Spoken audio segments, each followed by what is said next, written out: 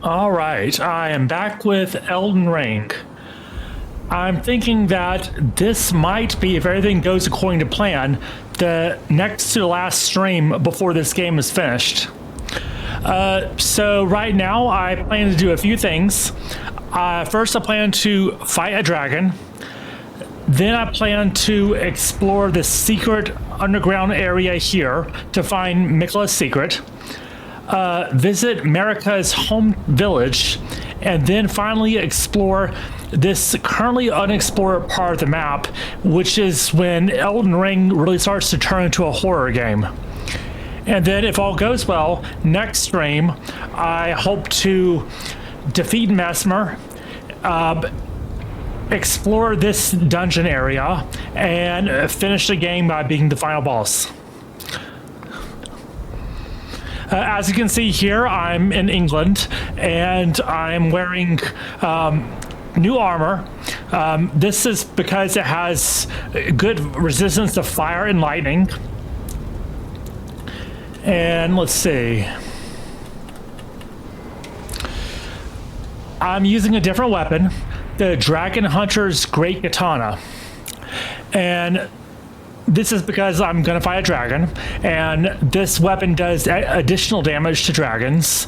I have a shield with some decent fire resistance, and a fire resistance talisman, so as you can expect, there's going to be a lot of fire. So let's see how this goes. The game really kind of wants you to use this sword to fight the dragon, but just in case, because I don't have the optimized build for it, I'm gonna also have my Pest Thread Spears incantation ready. I'll probably do more damage with my incantation, but I have the sword just in case. And yeah, as you can tell from these like dragon corpses here, there's been a lot of fighting on this mountain. There was a war between dragons, and yeah, you can sort of see how that went.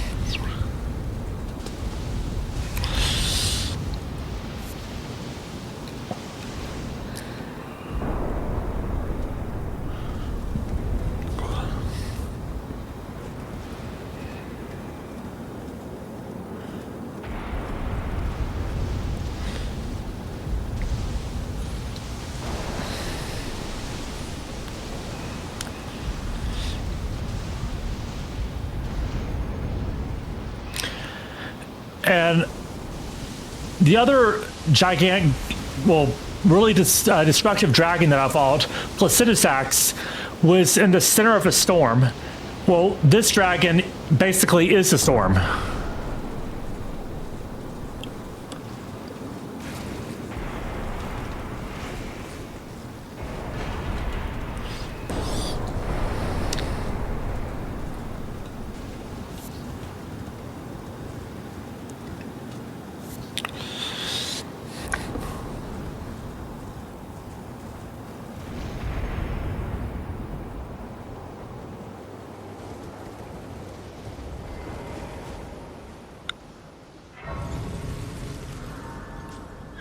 And I'm not going to be able to use my horse in this fight, so I'm going to have to fight him on foot.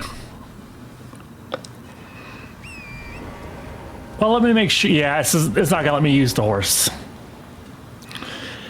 And the good news about this fight is I'm not going to have to do it alone.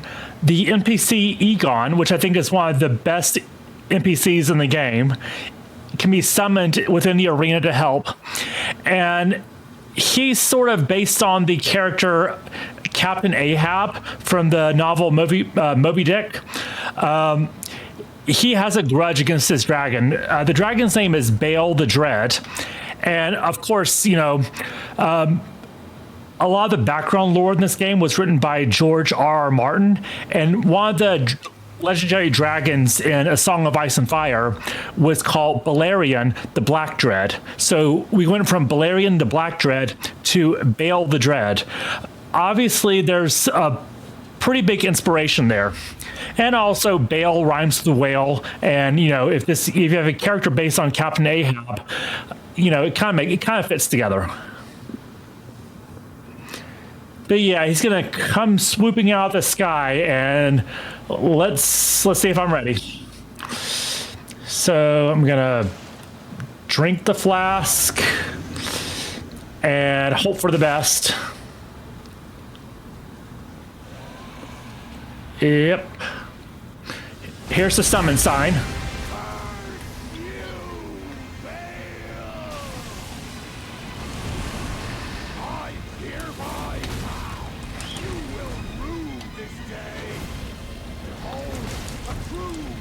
Ah.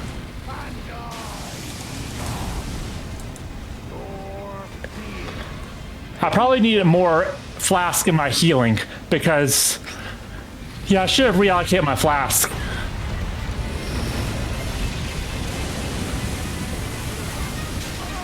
Oh, a little too close to that fire.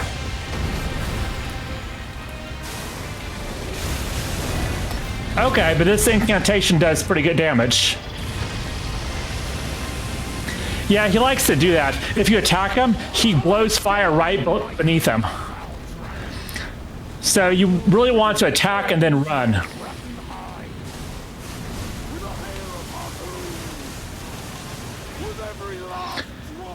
And then there's this, where his sprout swings. And now things are going to get serious.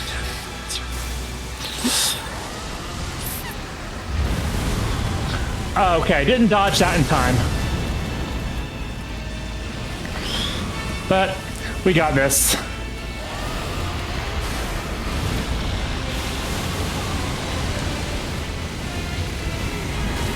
Oh, I was trying to refill my FP. All right, come on. Let's go, dragon.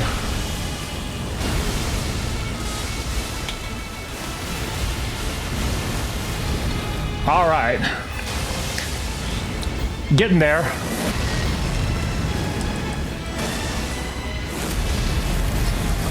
Oh. Kind of close. Where'd he go? Okay. I don't like it when dragons disappear on me. But he did that while I was refilling. Come on.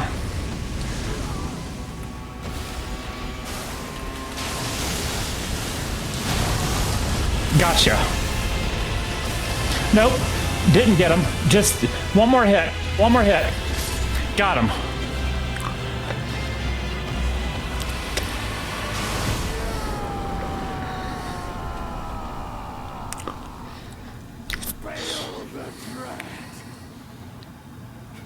You shall haunt me no longer. So yeah, that was a pretty cool dragon. And his story is interesting, and we're about to find out more about what's going on with Bale. But basically, Bale was the one who... So, the dragon Placidusax had 5 heads originally, but when I fought him, he only had 2. Bale ripped off his other 3 heads in a fight. And so Bale, of course, was at war with Placidusax, and that's when Placidusax started the whole ritual of dragon communion so his followers could gain strength against Bale.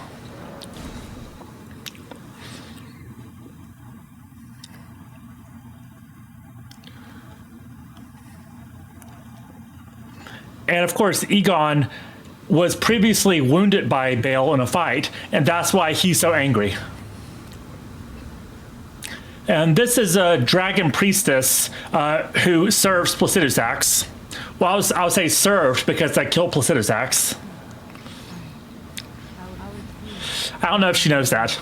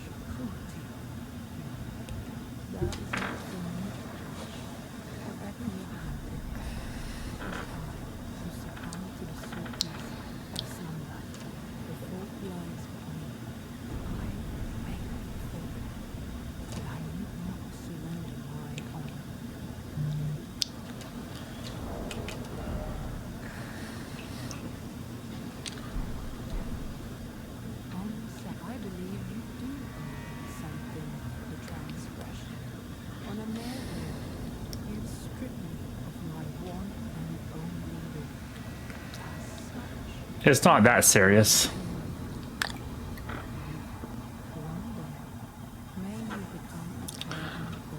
She says that because I put her to sleep with that sleeping concoction, but the real reason she lost her lord is because I killed him in a previous stream. She doesn't know that. She probably still thinks he's alive.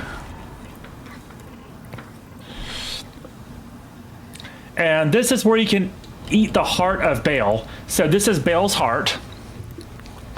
But what's interesting is if we examine the altar and read what the descriptions of these incantations say, even after being consumed, the throbbing heart of Baal continues to resist its subjugation, never weakening. One day, the fire within will consume the very body and soul of its communion devourer. One day. So basically, if we gain one of these abilities by eating Baal's heart, then at some point, not shown in the game, but at some point in the future, our character will be taken over by the heart. And my interpretation of this is that we would then become the new Baal. So it makes me wonder if Baal was originally a human, because his name is kind of different from the other dragon names. You have, of course, the ancient dragons whose names ends with Sax, like Placidusax, Lanciax, Fortisax, Grand Sax, stuff like that. And then you have like a sort of like a, I don't know how to describe it, like Smaragd, Grail, Agil. The name Baal fits more in with the modern dragons, but still not quite. It sounds almost like it was a human name at one point. And even his face is different. We do know that humans can turn into magma worms from Dragon Communion if it fails. But we know that if Dragon Communion is successful, that's what gave rise to the ancient Dragon Man who transformed due to Dragon Communion. So if humans can become a Dragon Man or a magma worm, then it's possible that a human became Baal.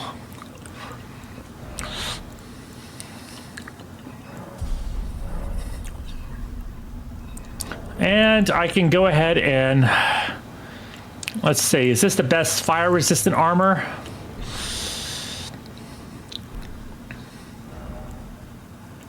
I don't need the shield anymore. And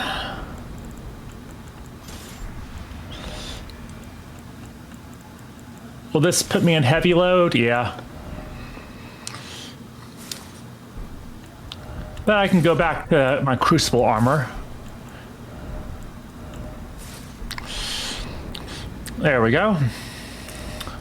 And now it's time to uncover the secret below ground.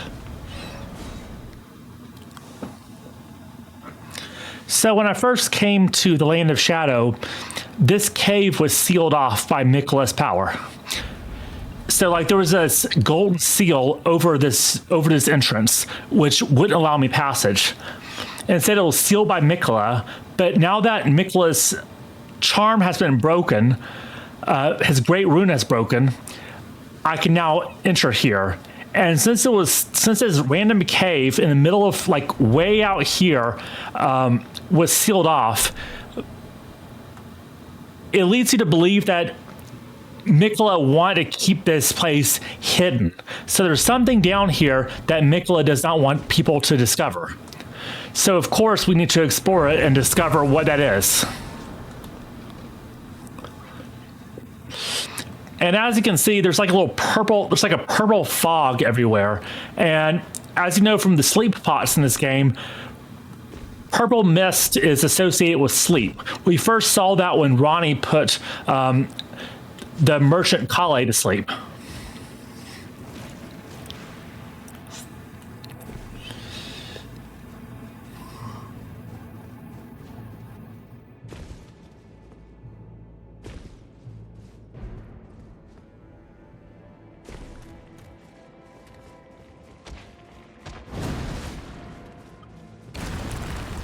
And of course, fall damage in this game is very inconsistent.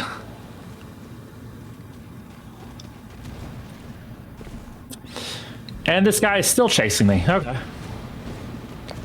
I'll run to the safe point real quick, and then we can look around.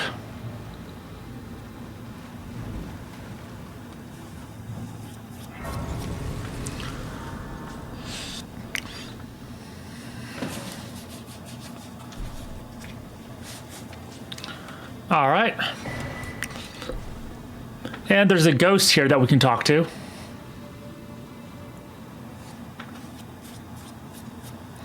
Kindly Mikola, I see you've thrown away something you should not have under any circumstances. How will you offer salvation to those who cannot be saved, when you could not even save your other self? So all these crosses of Mikola, the message reads of what he abandoned. Like, for the most part, it's body parts. Like, I abandoned my flesh, I abandoned my eye, I abandoned my left arm, I abandoned my right arm. This cross, he says, I abandoned my doubts and vacillations.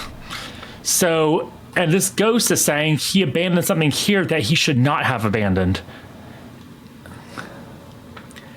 And here he says, I abandoned here my love. And this one is a little bit more literal. Because remember that ghost talked about his other self.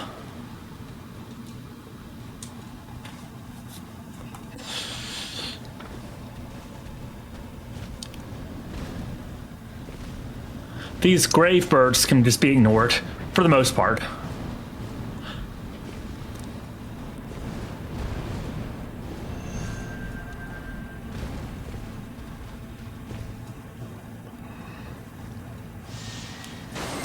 Oh, I forgot about that. In the lands between, these guys are usually harmless.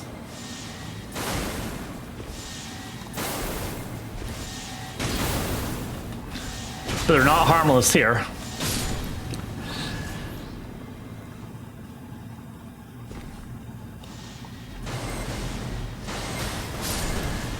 Okay. They're really aggressive.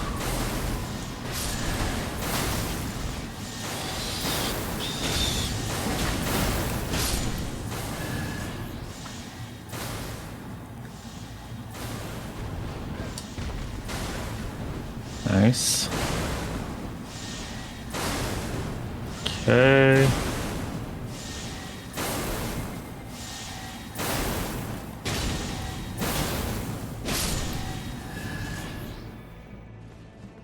And something interesting to note here.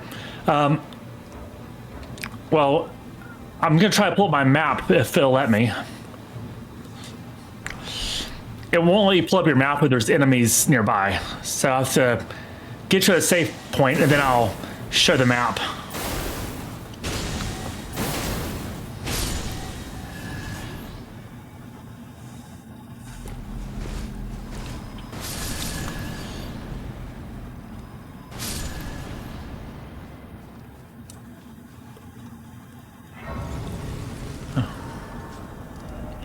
All right, so up here is this giant field filled with red flowers. At first, I thought, it's because whenever there's a bunch of red flowers, it's usually symbolized that people have died there. And this place is called Charo's Hidden Grave. And then here, there's a field of blue flowers, which is associated with magic. And it's called the Cerulean Coast. So a field of red flowers on a cliff above a lower in altitude field of blue flowers. But down here below ground, we're starting to see purple flowers. And so far, I've not yet found a good reason for this. And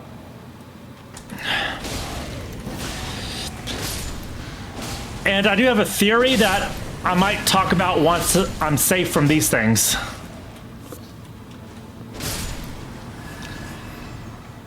All right, is it safe?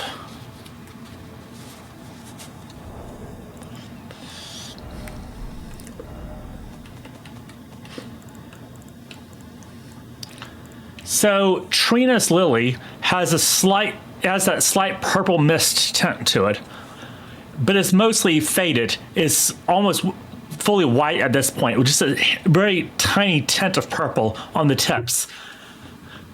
I believe that, but here we see that there's very deep purple flowers. I believe that they're deep purple here, but as they sort of, the pigment from them seeps to the surface, it loses some of its pigmentation until you get to the lands between where it's almost white.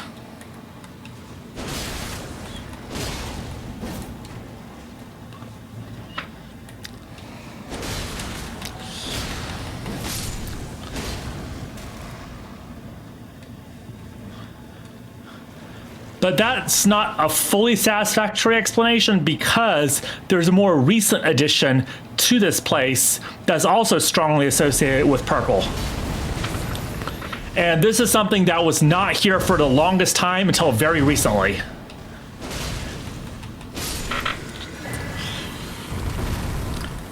Now this is interesting, the spell we just got. This is one of Mikla's spells. So this is confirmation that Mikla has been down here.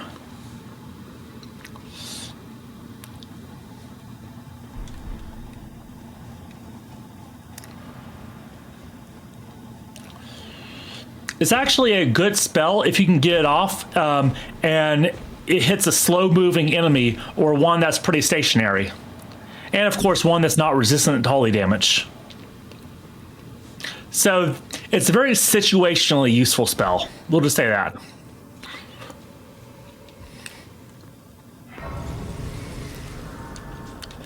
Can I level up? Let's see. Not yet.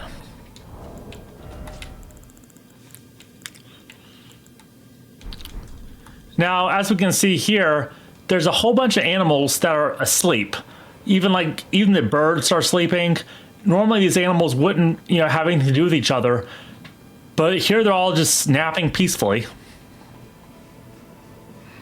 So something nearby is strongly associated with sleep.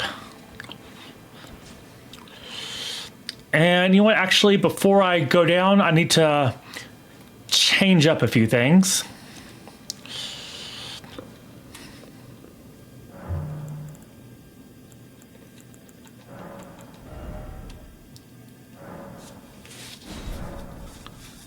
And Flask of Wondrous Physic. Well, this Stone Barb cracked tier didn't do me much good. I'll replace it with the Holy Shrouding cracked tier. Because, interestingly, the boss we're about to fight is one of the very few in the late game, and especially in the DLC, that's actually weak to holy damage instead of resisting it.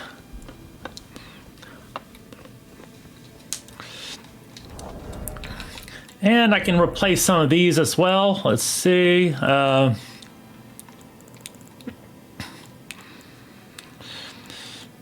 believe it does magic damage, so I'll prepare for magic damage.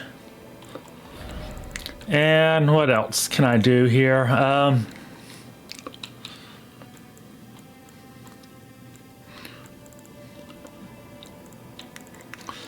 More runes is good.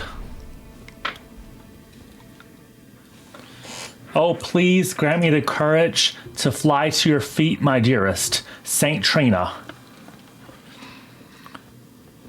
So yeah, this is one of those, we saw this in Jagged Peak, to get to the Jagged Peak from the cave where Ancient Dragon Man was. This is one of those leap of faith type situations. You just have to jump off the edge.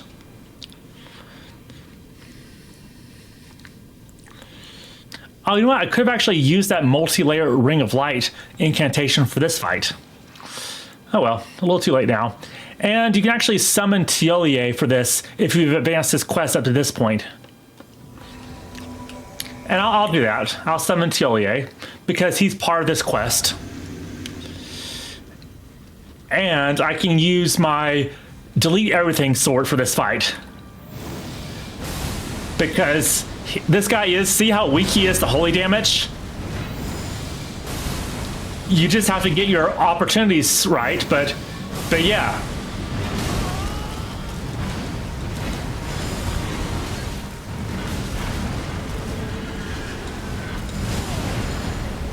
But he also does a lot of damage with that long combo that's hard to dodge.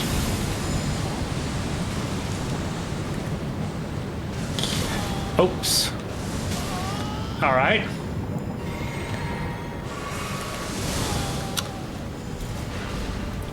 Yeah, with this weapon, this fight is so much easier. See? Not really much of a challenge there. So it helps to know your enemy's weaknesses. And because this is a boss associated with death, that's why he's weak to holy. Anything that's sort of corrupted or like related to the undead, it probably has a weakness to holy damage. And note here, of course, there's the flowers are more purple, and it's going to get even more purpler in a bit.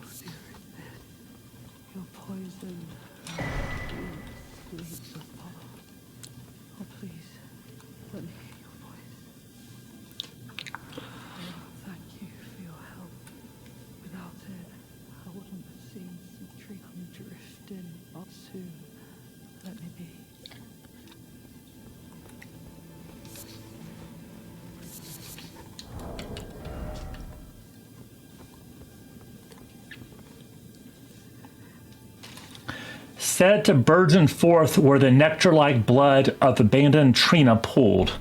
So this comes from her blood. And this is Saint Trina.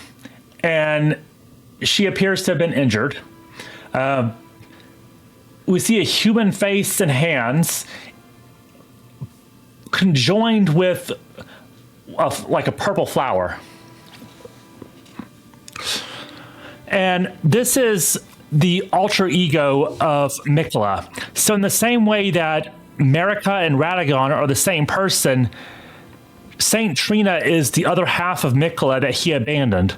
So when that Miquella's cross up here says, "I abandoned here my love," he was referring to this part of himself, Saint Trina. He literally tossed her down this pit to get rid of her because he felt that this part of himself was going to hold him back. And this is what happens when you imbibe nectar. Oh, if you think this armor's cool, I have an armor set that looks like the armor of Sauron from Lord of the Rings. That looks cool. So watch what happens when you imbibe the nectar.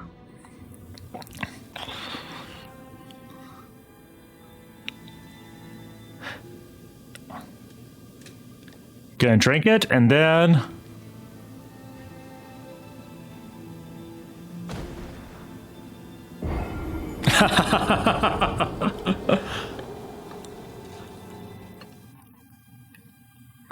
Instant death.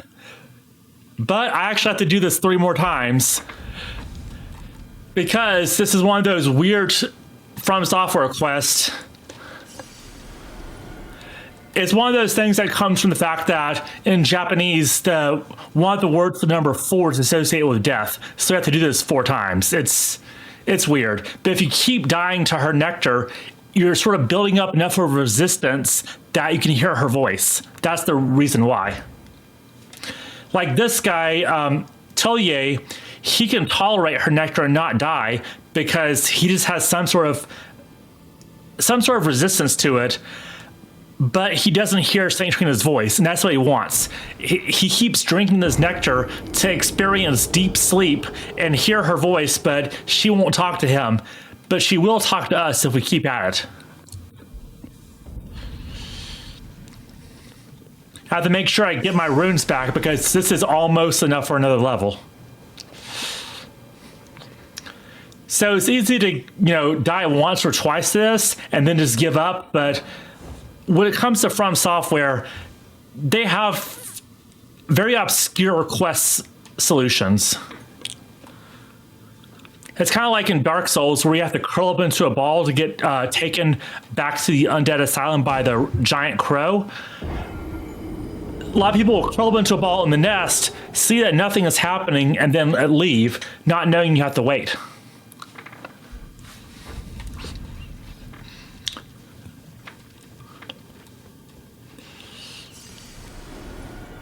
All right, and we should actually hear something this time.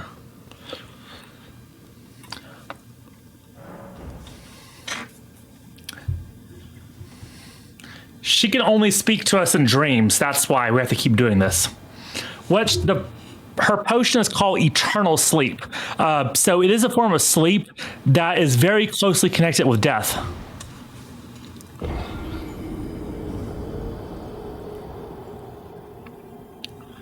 And something should happen this time.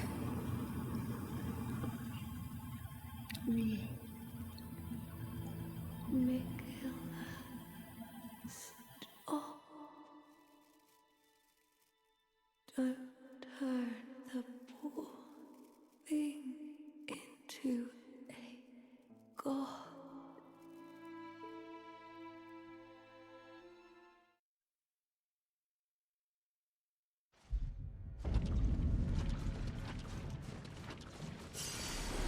And partly I'm doing this to progress Tiolier's questline because you can actually, he'll become hostile from this, but you can eventually turn him into an ally. And at a certain point in this game, you're going to want all the allies you can get.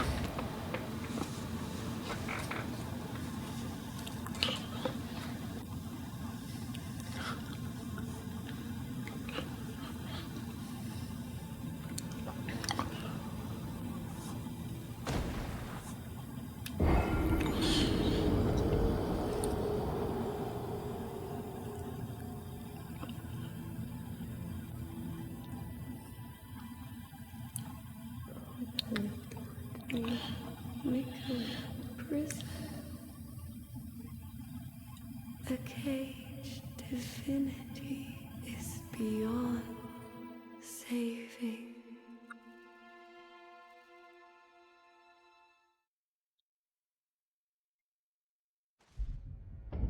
So what she's saying there is sort of the reason why there is an Elden Lord position to begin with. Because in Elden Ring, gods are basically, they can't really interact with the world directly. They're sort of kept apart from the world, and so they need an Elden Lord to act on their behalf. So even Mikla, when we fight him, he's not able to use his power directly. He needs to channel it through his lord.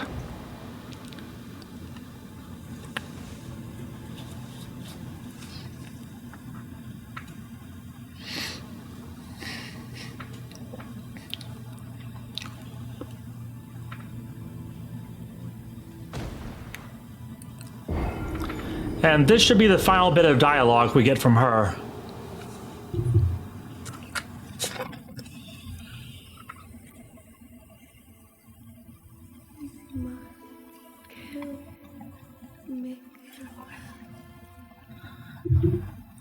Grant him forgiveness.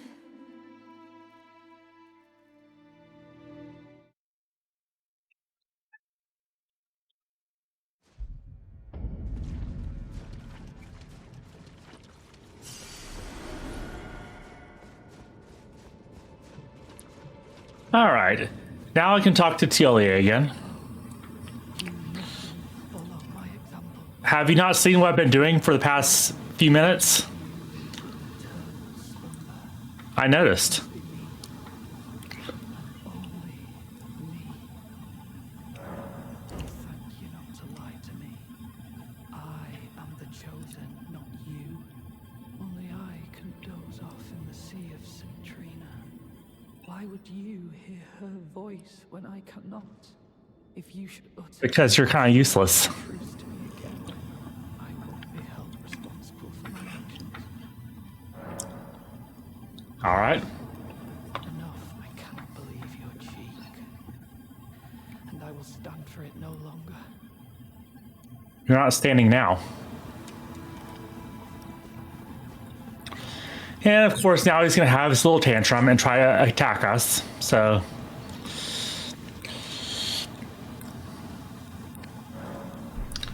let's deal with him. I will never forgive you Okay. for your trespass. You will know my poison.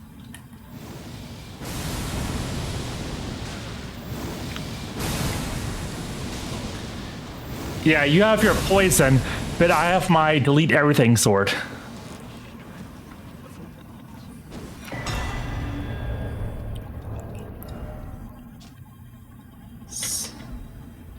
Huh.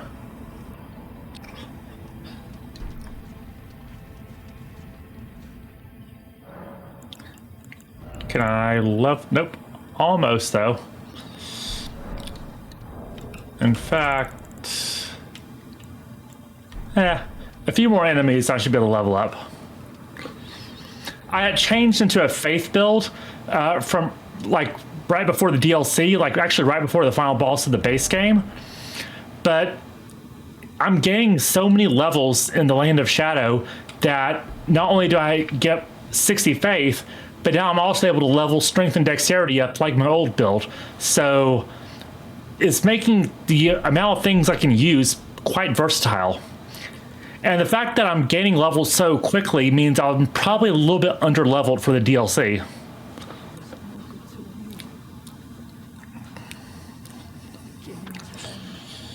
Yep. I suppose dying in disgrace is fit. In a way. So, assuming you spoke the truth back then, what did Citrina tell you? You are a wretched, wretched soul. Okay. A nightmare could plague me. Such a thing could possibly be. Could it? Citrina, please let me hear your voice in my everlasting slumber. So when I said before that all the Empyreans that we know about were all female, I said you need to sort of put an asterisk by Mikola because it's more complicated than that for Mikola. And this is why. Because Mikola's other half, his alter ego, is female.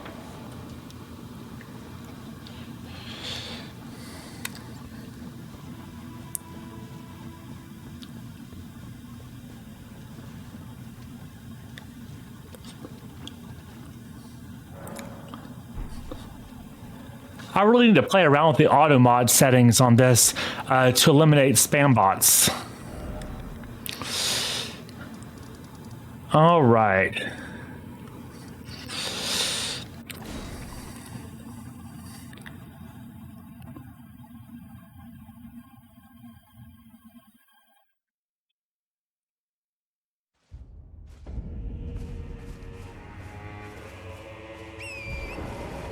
And this area is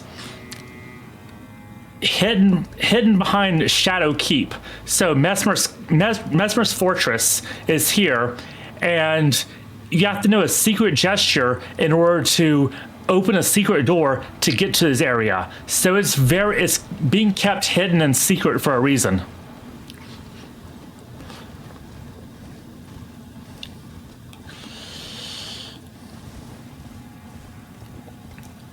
And listen to the music, how it changes as we get into the village.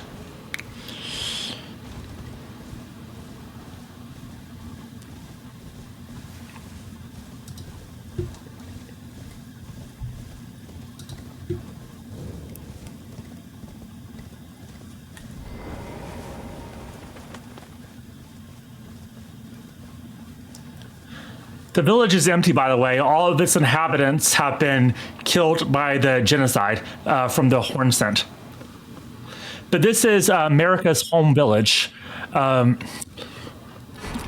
this spell, Minor Urgery, is a healing spell that the only time in the game we've actually seen it used is when Melina used it against Morgoth in our fight with Morgoth.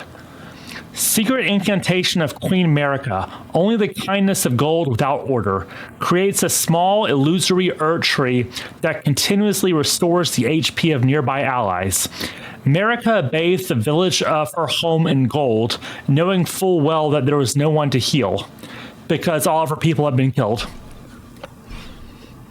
And what's interesting is a lot of the names of the royal families in this game are from like Germanic languages, whether Old German, Old English, Norse, with exceptions being Melina, Melania, and Mikla, who their names seem to be from Latin-oriented languages, Romance languages.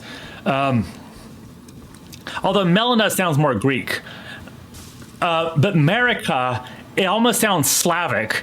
And she's actually, her people are called, she's actually one of the starting templates is the Newmans. Also the same people as the Black Knife Assassins are also of Newman heritage. But in this land, her people were known as the Shamans. And this is the Shaman village.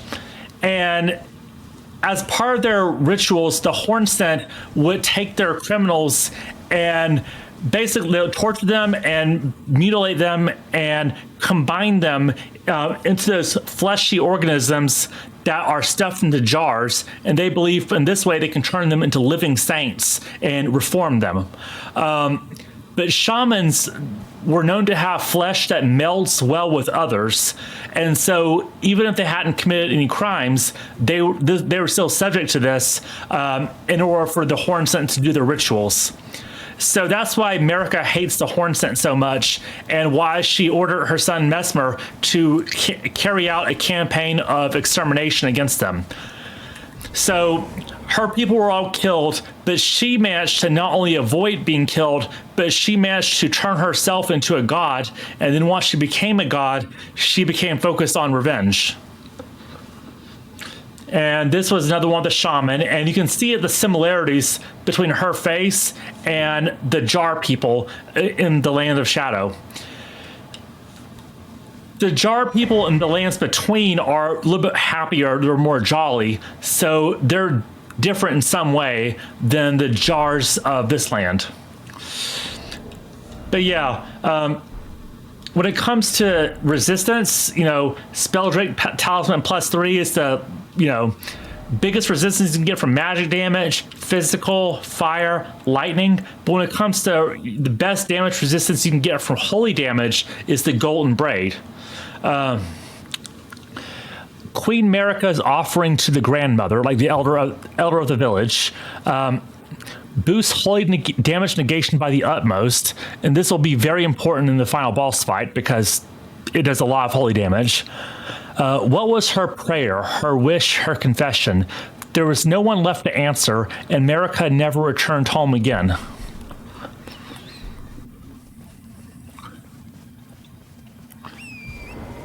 And I might die on this part, and if I do, I'm just gonna ignore it.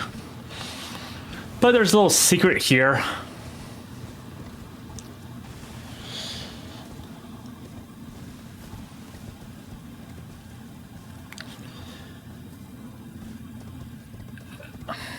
Let's see where I can... Okay. And once again, the secret to, finding hidden stuff in Elden Ring is look down. Anytime you're over like a cliff or a ledge, always look over the edge, and you'll often find secrets that way. All right, now this is the jump that usually kills me, so let's see. Maybe I'll try a rolling. Cool, okay, I survived. Now, when I completed Metir's quest, I used the Iris of Grace on Yolan to turn her into a Spirit Ash. But this is unique for this Spirit Ash. If you interact with her, you can reunite her with her sister, who in this pose, she's clearly been turned into a puppet. So now you can reunite them and they become a combined Spirit Ash, Yolan and Anna. I'm not going to use them for anything, but that's one thing you can do to enter a quest line. All right. And now for the undiscovered part of the map. And this is where Elden Ring starts to become a horror game. And this is probably the most hidden part of the map, not only in the DLC, but also the base game. Because to get there, you have to, from this area in Shadowkeep, find a ladder, a very nondescript ladder on this walkway that's easy to miss. Go down the ladder, follow along a narrow pathway under a waterfall, break an illusory wall inside of a room, go through the illusory wall that comes out here, come down this waterfall, enter Darklight Catacombs, get to the end of Darklight Catacombs, and then it spits you out here. So if something is this well hidden, it means that whatever's here must be very, very dangerous. So this is the boss room for Darklight Catacombs, and it's the only Catacombs boss room that's outdoors. And yeah, as you can see, this is a huge change in aesthetics from Marika's Village. And watch what happens to Torrent here. So I can summon Torrent. I'm just riding Torrent along. And let's see what this says. It awaits inside. Okay. Let's see what awaits inside. I'm just riding Torrent. And that happens. And if I try to summon Torrent again, the spectral steed is frightened and cannot be summoned. Now, Torrent is a ghost, is a spirit, so even if Torrent is killed, he comes back when you use a flask of Crimson Tears to resummon him. Turn back while you're yet able. Wait, why am I heavy load? Okay. So, for an unkillable spirit to be frightened, something's different here, and there is one thing that's able to kill even spirits in this game, and that's the Flame of Frenzy. So yeah, we're getting into an area where not only is the Flame of Frenzy strong, but there's a potential for a new Lord of Frenzy Flame.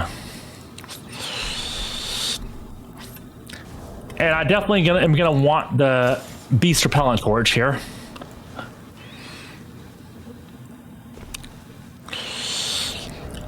And actually, I'm gonna want the shield too. Don't let it see you. Once you are seen, there is no escape. It cannot even be touched.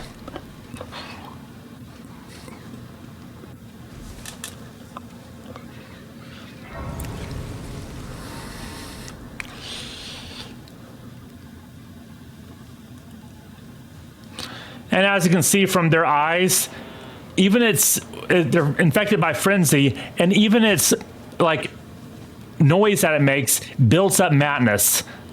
So it's like, yeah, those ba noises that sheep make, just hearing that and builds up madness in your character.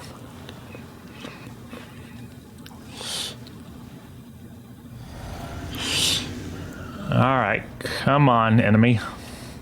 Oops, wrong thing.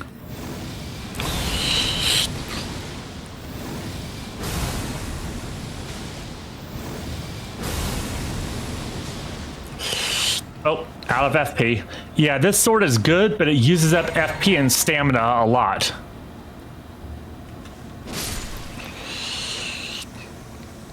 Bye. Matting Hand. A glove stitched together from the flayed skin of victims of a butcher's bloodbath afflicts target with madness.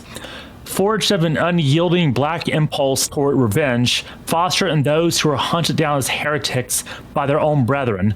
These are the weapons of the utterly downtrodden. We saw that in Under Lanedale. So in the place where the merchants were imprisoned, they were so full of despair that they cried out for the frenzied flame, and that's what summoned the three fingers to them.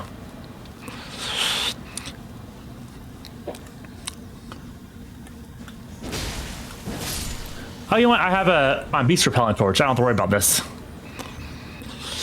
Okay, but these are the guys here who you don't want to let them see you. Hide yourself, make not a sound. Quietly await your chance.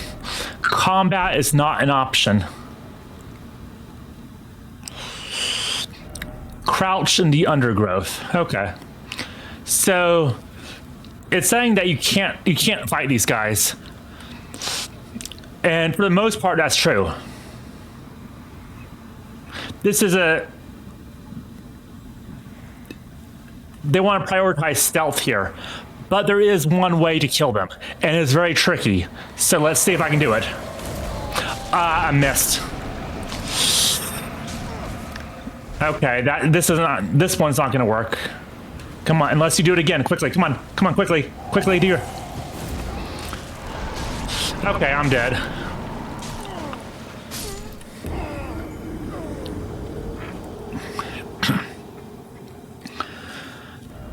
But literally the only way to kill these things is to parry them, and then they'll become vulnerable to attacks. But the timing, you have to be perfect on it.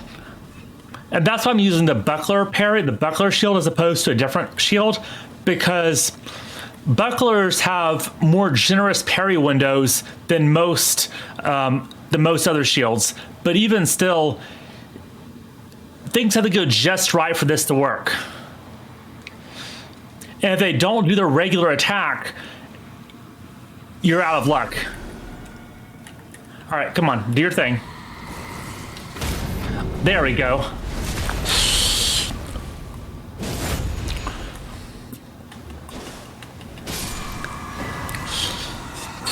Aged One's Exaltation. There's only 6 of these in the game.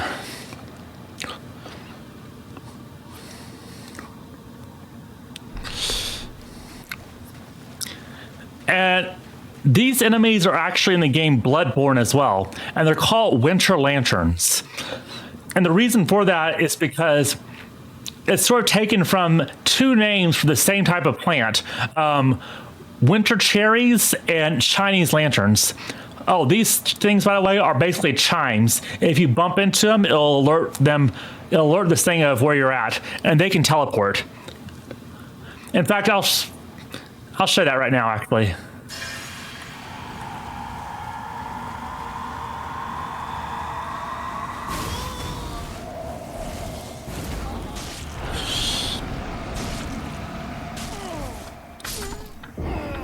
But notice how they have almost like a bubble around their inner core. So winter cherries or Chinese lanterns, the actual plant, they have a red husk that becomes very visible in the winter time. But in spring, it dries out. It sort of dries up and becomes almost like an exoskeleton in a way, like a very skeletal structure that kind of looks like a cage around their the actual inner seed.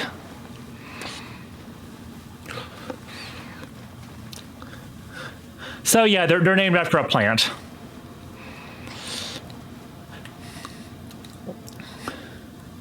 And they're even called Winter Lanterns in Bloodborne as well. All right, I want my runes back, so we'll see if I can get them. I'm not gonna keep fighting. What? He saw me? Okay. I thought I was hidden in the grass, but I guess not. Okay. Swollen grape. So you know how the Shabriri grapes were eyeballs? Well, yeah, this is the same thing. Eyeball the frenzy flame that is swollen from within, marked with fingerprint burns, proof of having been touched directly by a three fingers embrace.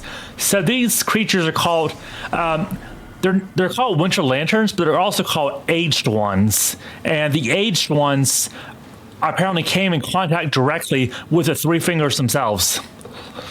So that's why Torrent is so terrified. There's been other forms of frenzy or madness in the lanes between that Torrent has been okay with, but this sort of signals the presence of the three fingers.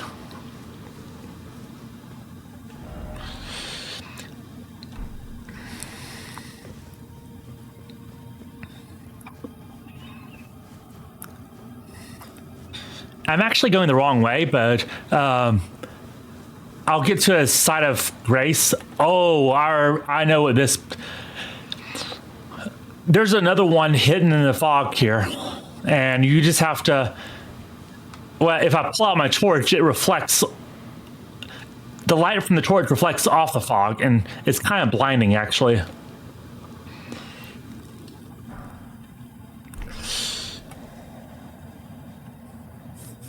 And I think I have enough runes for a level, so... Hopefully I don't get caught. Because I don't want to make a habit of fighting these things. There's only 6 of them and they don't respawn. So once they're dead, they're actually dead. But even still, I don't like dealing with these things.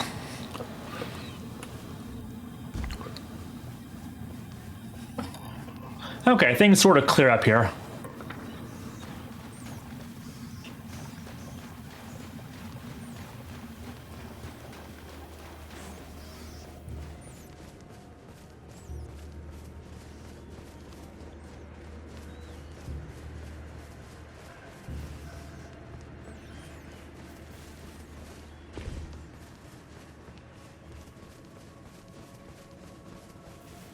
And by the way, the Abyssal Woods didn't always look like this. It used to resemble somewhat of, you know, what we saw here with like the bright greenery, the flowers, all that.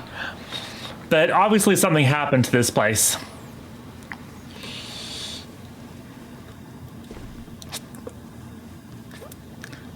And I'd like to be able to use Torrent, but I can't here.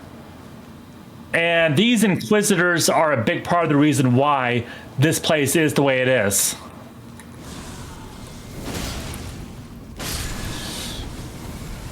And even they have succumbed to the madness. Those are madness incantations that they're using.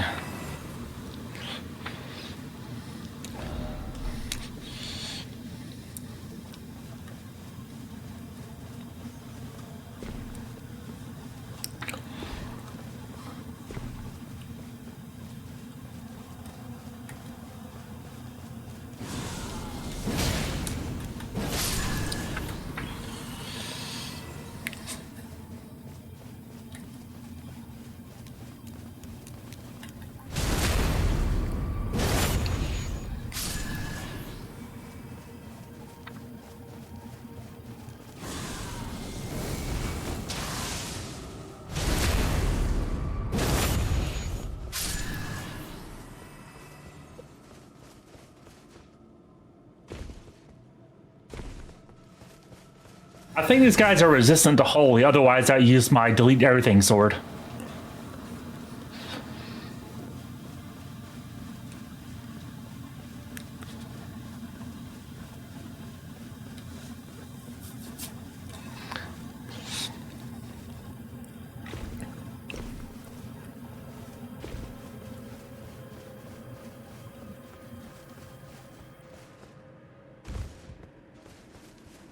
And here we see a large building coming into view.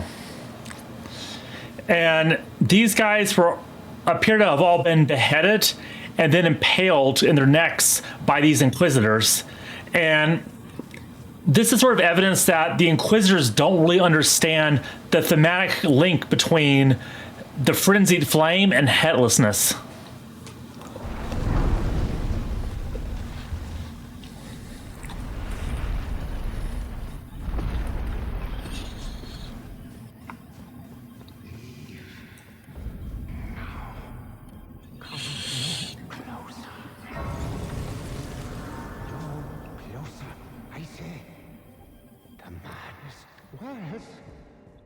That's Mitra speaking to us, and this is one of the ghosts of his servants.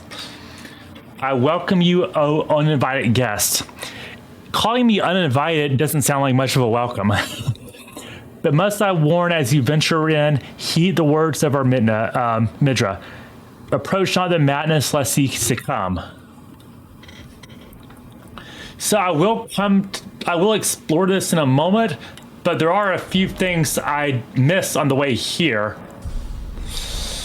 that can help us out here. So first, let's get the map fragment so we can actually see what we're doing here. Because I was just sort of stumbling around blind there. But a map would help.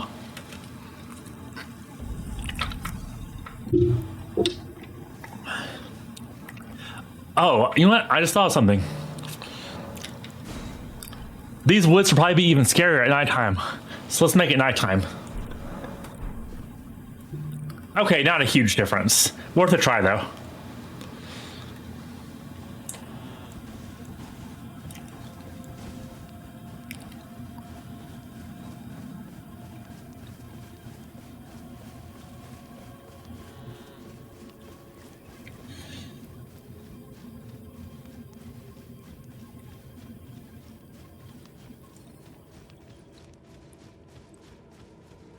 And the effect is kind of eerie, but really the only scary thing in the woods are the aged ones. And there's only 6 of them, and I've killed 2 of them so far. I'm not going to go hunting down the rest of them. If I happen across them, you know, it is what it is.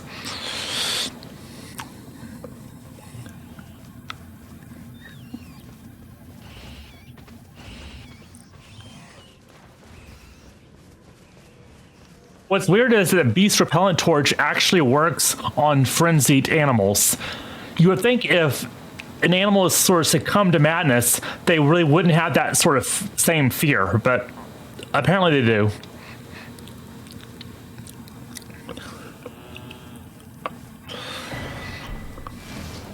So here we see the map of the Abyss. So now the map of the DLC is complete.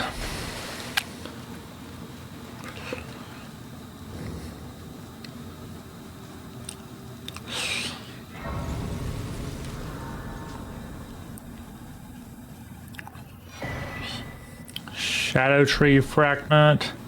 And there's a weapon here. Frenzy Flame perfume bottle. All right, and I know there's more Shadow Tree fragments up north.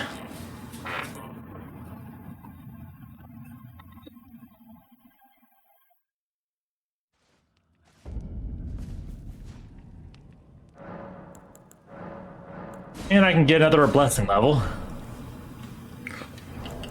So the maximum Shadow Tree blessing level is 20. I'm at 18 now. Maximum Revered Spirit Ash blessing is 10. I'm at 8 now. I'm not concerned about the latter one because it only applies to Spirit Ashes. And Torrent, but I'm not really going to be fighting on Torrent that much. Oh wait, I'm going south. I need to go... It's easy to get turned around this place. I need to go northwest. Okay, this way.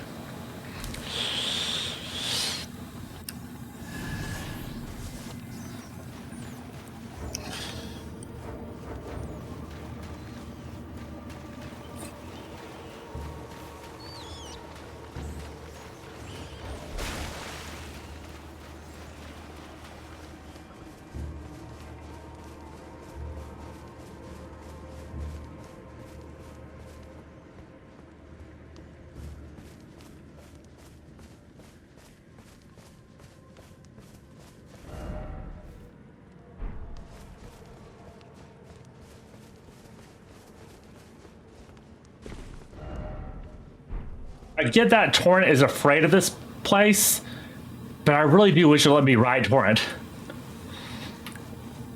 Even after I defeat the boss of this area, Torrent is still too scared to ride. I can, you know, kill everyone, the Winter Lanterns, and the boss, all that, and it still won't let me ride Torrent. Oh.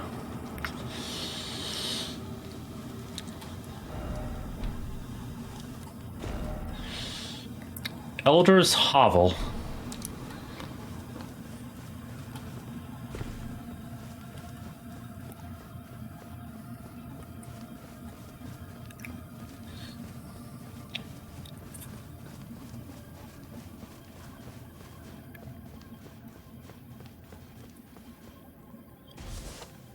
Need to remember to stay as far north as I can as I go westward. This might be fatal. Let's see. Okay, not fatal. There's actually a good way to check if the fall is fatal or not, and that is, in case you're unaware of this trick, drop a rainbow stone. If it doesn't break, it means you might take damage, but won't be like a guaranteed fatal. If it breaks, then you're definitely going to die if you drop down it.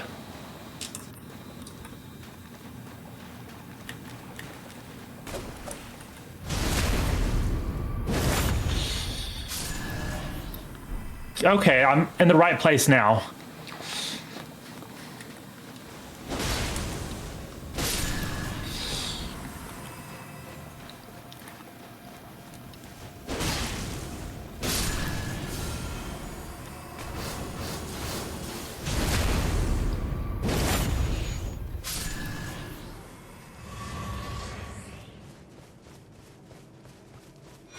There we go. All right, now let's do the mansion.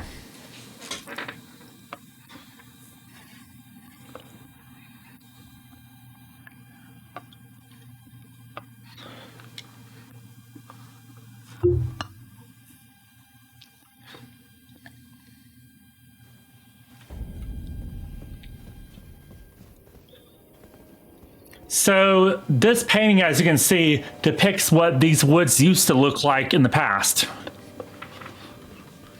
And if we hit it, it reveals an illusory wall. There's a lot of books here. It seems Midra was a religious figure of sorts, but also a scholar. And so he spent a lot of time researching, and I believe that he was researching the situation that was befalling this land. I don't want these horned warriors to see me, because no matter what level you're at, these things are dangerous. So I'm just going to use stealth here.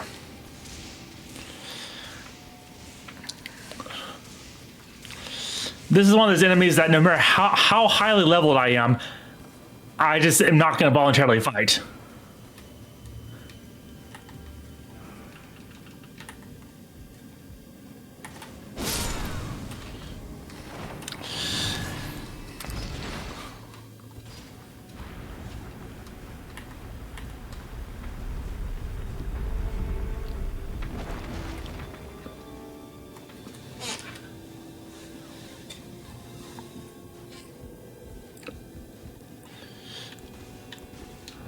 Actually, I don't need this shield anymore.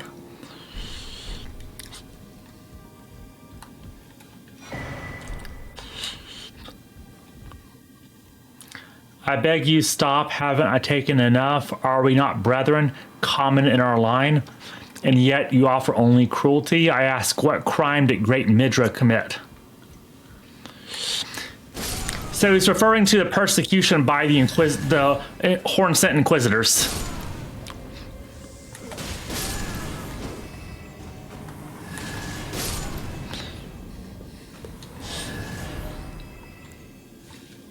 As you can tell, the Hornsent aren't a very great culture. As Letta says, they were never saints. They were just on the losing side of a war. So the fact that they lost a war and are now being subjugated and exterminated, it's sort of, people might be tempted to think, okay, if you see them as the victims, there's a tendency to sort of whitewash away their own crimes. But no, they're just on the losing side of a war.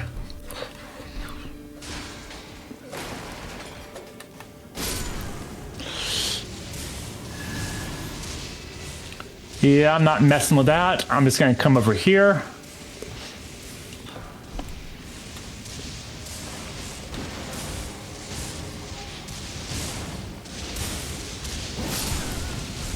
Chill out already. Come on. Is this thing ever going to run out? Finally.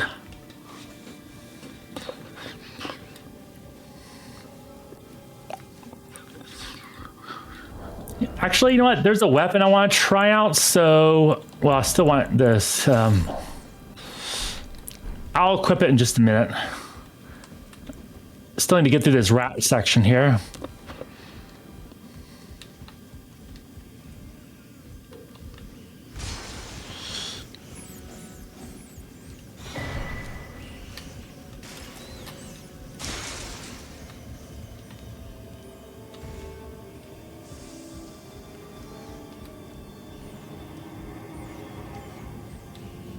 All right, Side of Grace.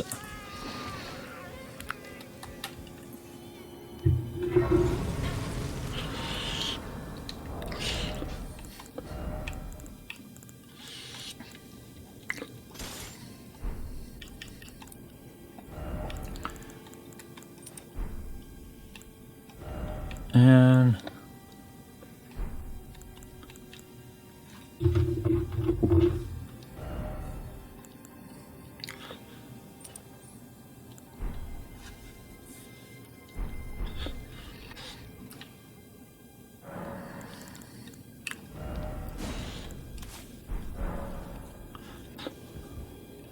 I have the Death Knight's twin axis, so if I two-hand the weapon, it automatically gives me a second one in my left hand. So it's not the same as power stancing, because this is designed for it to be a two-handed weapon.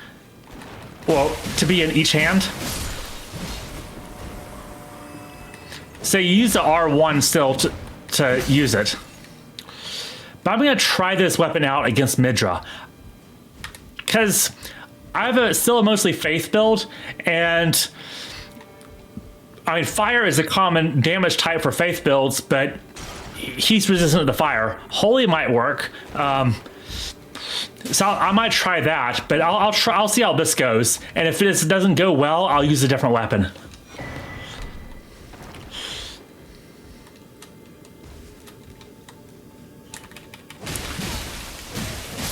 Yeah, this isn't like killing them in 2 hits like my other weapons are, but you notice it's doing a good job staggering them, and I have fast attack speed. And the real advantage of it is this: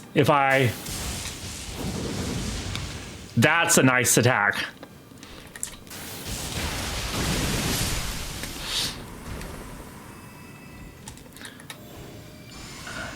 All right, I'm actually want to keep using this.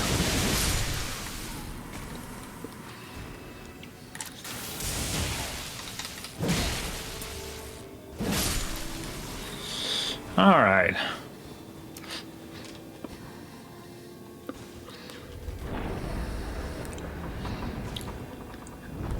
And this leads back into the entrance hall. Now, this on the left is Midra, and on the right is his wife, Nanaya, and she's pregnant. Nanaya, so he is apparently in sort of like, as a religious scholar, sort of secluded in this area. It seems that she came to him and seduced him, and there's more to her than appears. But also, this is an illusory wall as well. Now keep in mind, because this is hidden behind an illusory wall, this room is meant to be a secret. So very few people should know about this room. And see these red sheets? Underneath here appear to be eggs. And what else can I see here?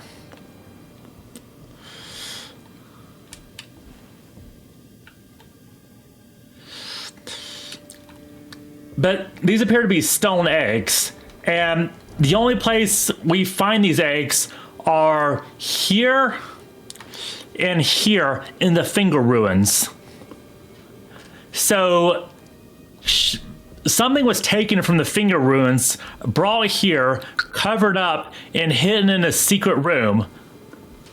So whoever did this had some sort of connection to the fingers, and given all the madness we see around here, it's almost certainly the 3 fingers. So it's almost like the madness was invited to come here. And this secret room is the way you get to the lever, and pulling the lever is the way you get to Nanaya. So I suspect it was Nanaya.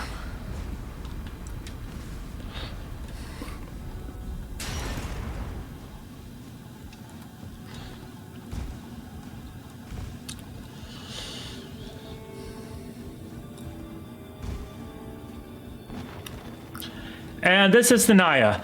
Everyone else in the mansion was butchered and murdered and all that. She doesn't appear to be. She appears to have passed away from natural causes. You know that because the other people were impaled by like barbed spikes. And she likely used the fact that you needed to access a secret room in order to get to her to isolate herself. And this is her torch. A torch made by attaching a dying flame of frenzy to a small spinal column. It mentions that the spinal column is small.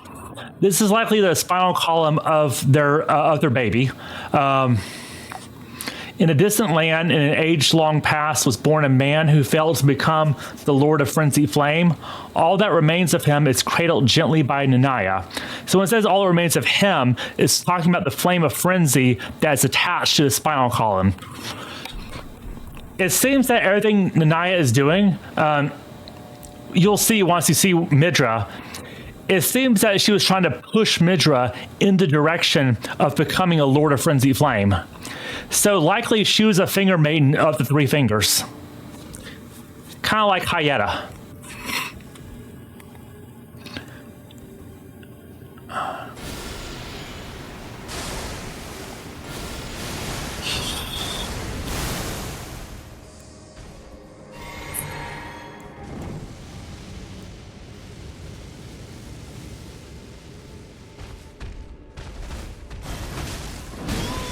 This isn't a very good incantation, but I'm practicing using it because I might use it later against Mesmer. And it doesn't seem to be doing much damage, actually, so... Alright, so I'll stick to my axis.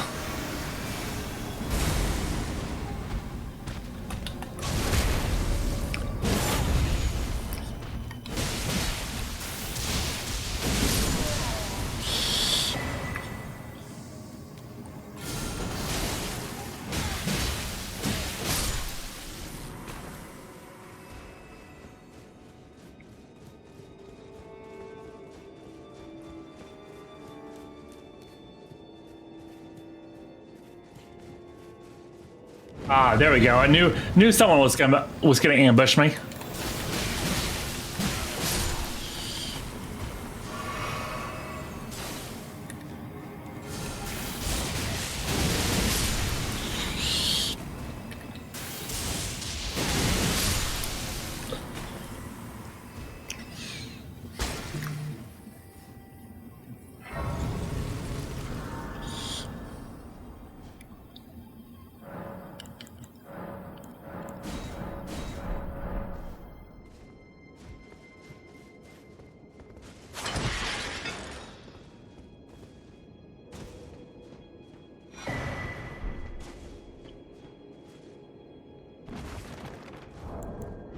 Yeah, I think I only need 4 more Revered Spirit Ashes in order to max out this blessing. Alright, so this is going to be kind of a difficult fight. We'll see.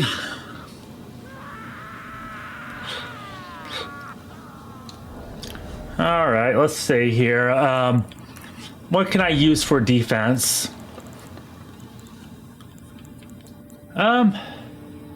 Let's see.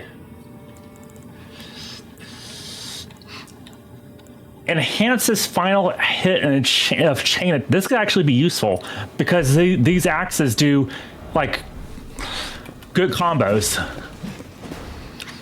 We'll see. The first phase is extremely easy. You just have to make sure you don't get captured by his thing. He's obviously pretty scrawny here.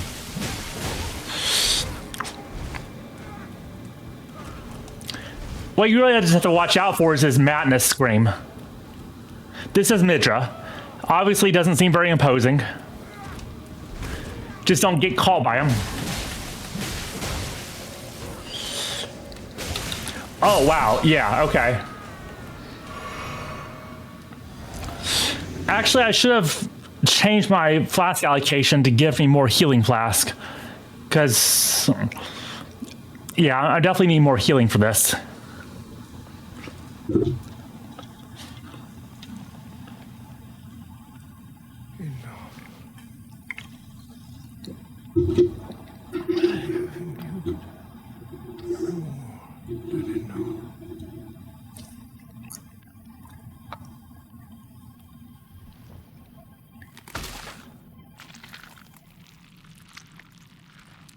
That was, he was impaled by the Inquisitors.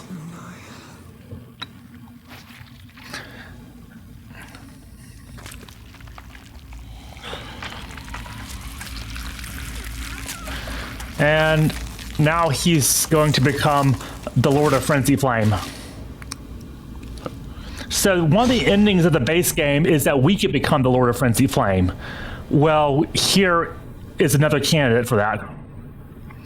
And he's going to become that.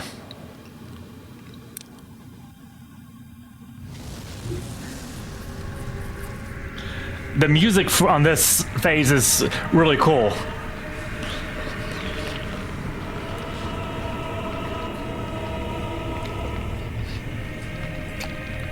Totally optional boss, by the way, but, you know, why play a game if you're not going to fully explore it, you know?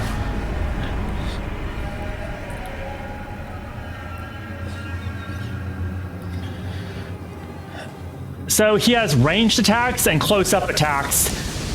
I prefer to deal with his close-up attacks, so that's what I'm going to do.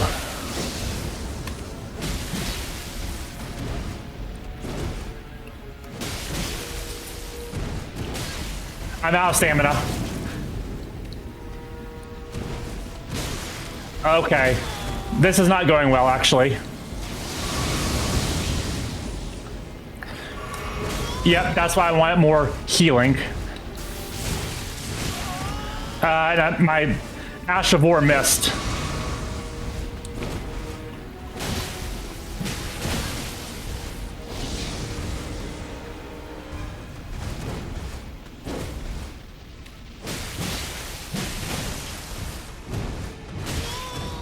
Okay, so this attempt's not going to go well.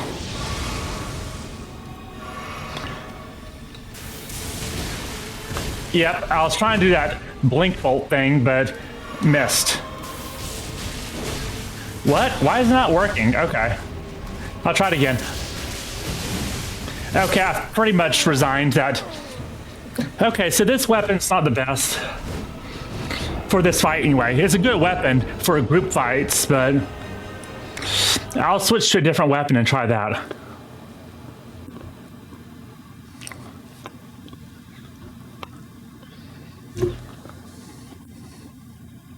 What I actually might do is actually try using a shield for this. Let's see here.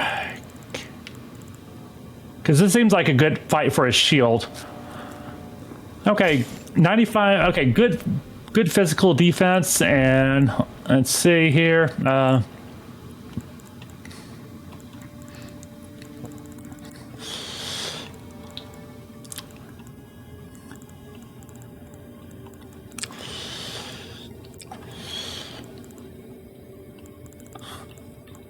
I'll try going back to my Bloodhound Fang. So I sort of abandoned this when I switched to a Faith build, but now that my strength and dexterity are back up, actually above where they were before, I could probably do that. And let me change this around.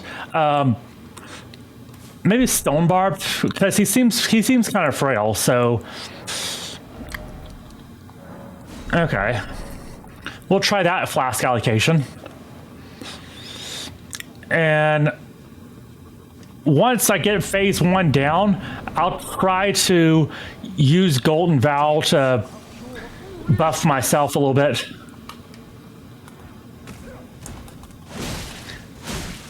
And I know he's weak to slash damage, so this should be good for that. Okay, so let's see. Oh, I should have used Blood Flame Blade, actually. There we go. So if this doesn't work, I'll equip Blood Flame Blade and try to utilize the bleed status effect. All right, let's try this again.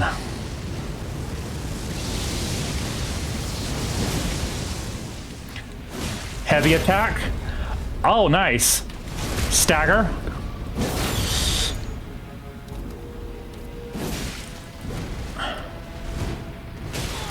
How's Al's stamina there? He likes that whole propeller spin thing. Okay, so still kind of have to watch out for him.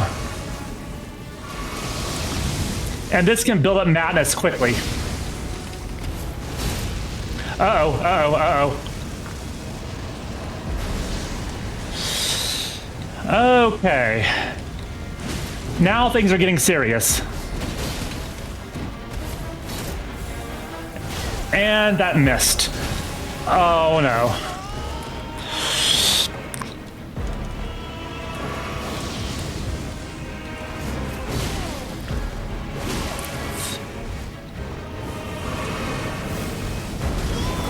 Okay. Everything's just gonna explode all the time and be on fire. That's fine.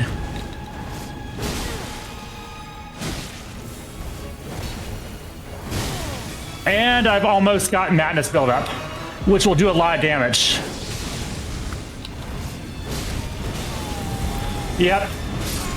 Gotta afflict it with madness. And I just realized I didn't use my shield at all.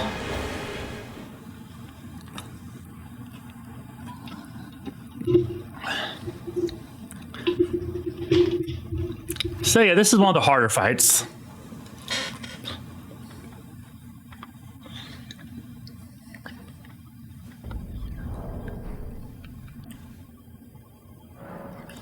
So let's see. Blood Flame Blade. Where's that at? Oh, okay. I can't use it anymore because I don't have the stat requirements. Okay.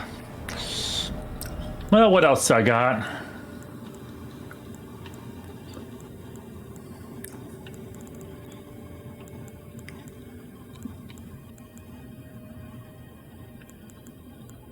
Huh.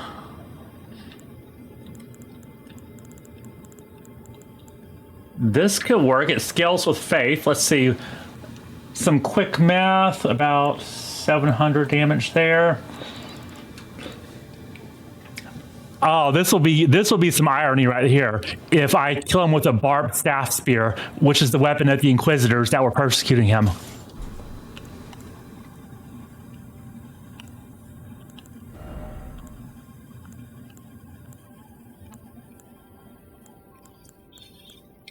Yeah, let's...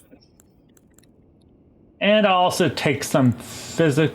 Oh, yeah, I definitely need stamina, because I keep running out of stamina in this fight, so this will help. If I have... There we go, okay. So in this DLC, I was able to collect a lot of those... a lot of smithing stones, especially the ancient dragon smithing stones, so I can max out a whole bunch of weapons and just try a bunch of stuff. There's a bunch of them in this DLC, so it definitely helps with experimentation, so you can try out different weapons and see what really works well for you.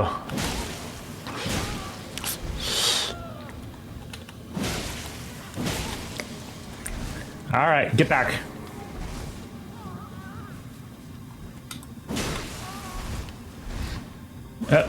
There's his little madness scream.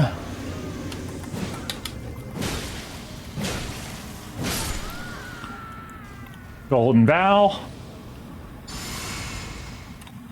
And I just have to remember to switch to the shield.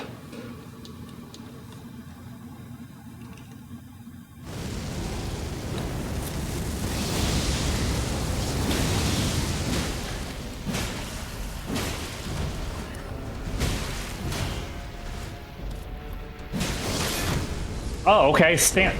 Lost my stamina there. So, okay. Stamina's still pretty important.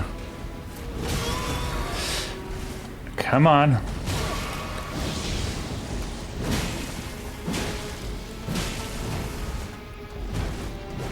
All right, so play it safe here. How did he... Okay, I thought I had more stamina than that. Of course, everything has to have a follow-up explosion. Okay, this is not a very good guard boost. I might need a different shield.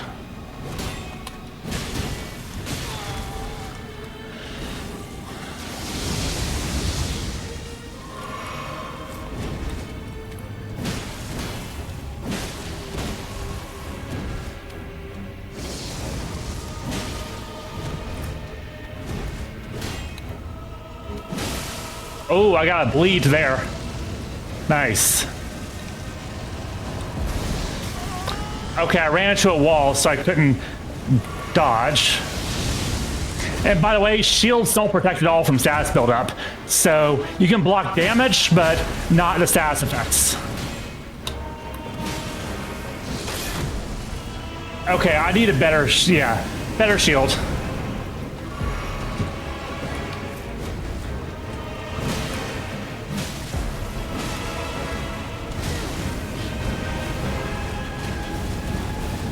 Oh, wow. Nice try. That was a good combo.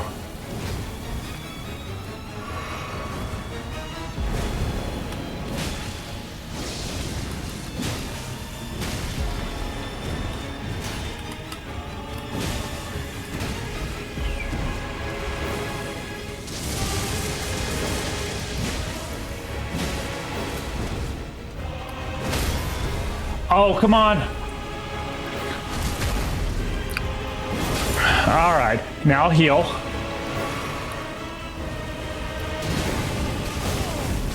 Oh, that madness buildup got through my shield.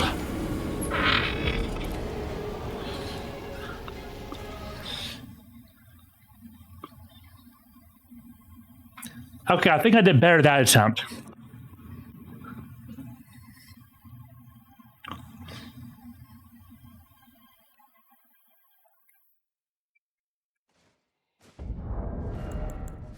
Let's see what we can do here. This puts me at heavy load, so if I replace that talisman with... Okay, I'm back to...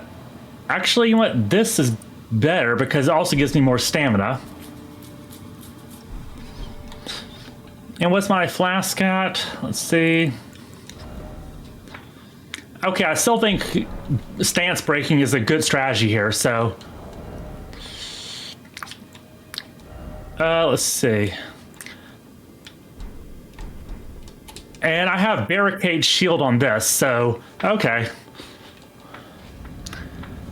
And this is what you do when you're stuck on a difficult boss. Just try stuff. Try different things.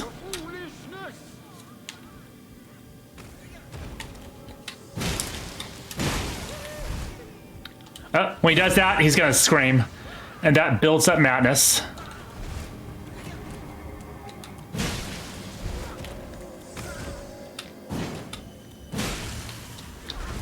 I got this shield from a soldier in the Haley tree, by the way.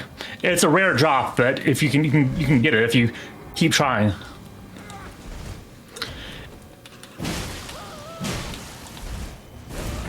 And it's normally good for a holy damage negation. Oh, I should have attuned his affinity to fire, actually. I should have given it a fire attunement so I could resist that.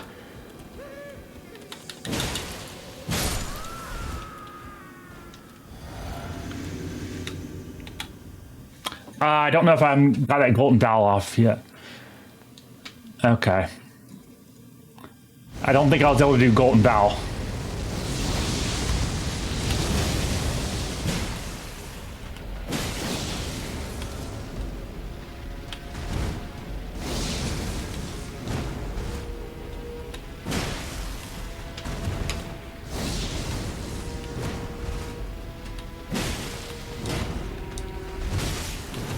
Ah.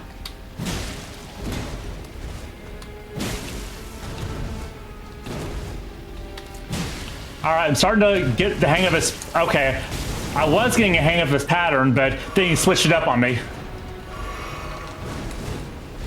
All right, propeller. Still think staying close to him is the best way to go, so he doesn't use his madness flames. I'll try to stay close, and then he does that.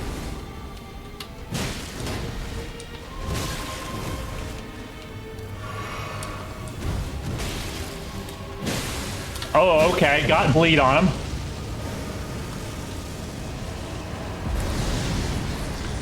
All right. Oh, wow. Okay, that came out of nowhere. I didn't see him.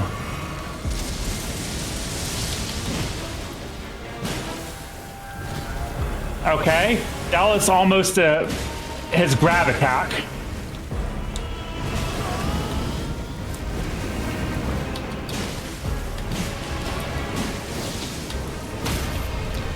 Nice.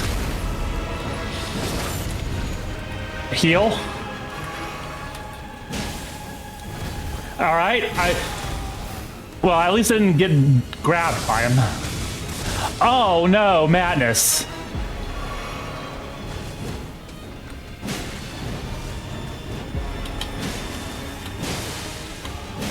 Bleed. Okay, so between bleeds and staggers, that's probably...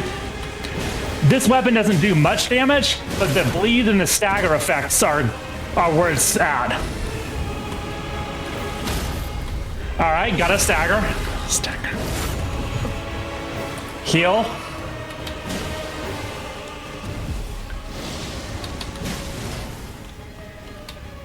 Watch the stamina. Rolling is better for stamina than blocking. And I haven't even used my barricade shield Ashavor yet. Okay, yeah, that definitely helps too.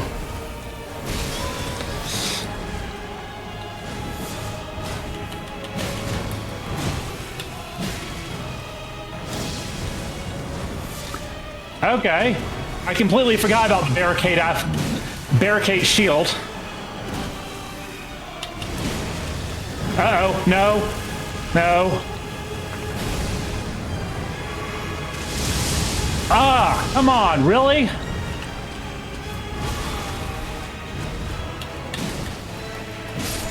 Got him.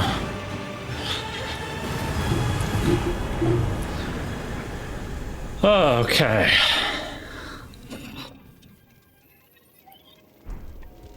That was tough.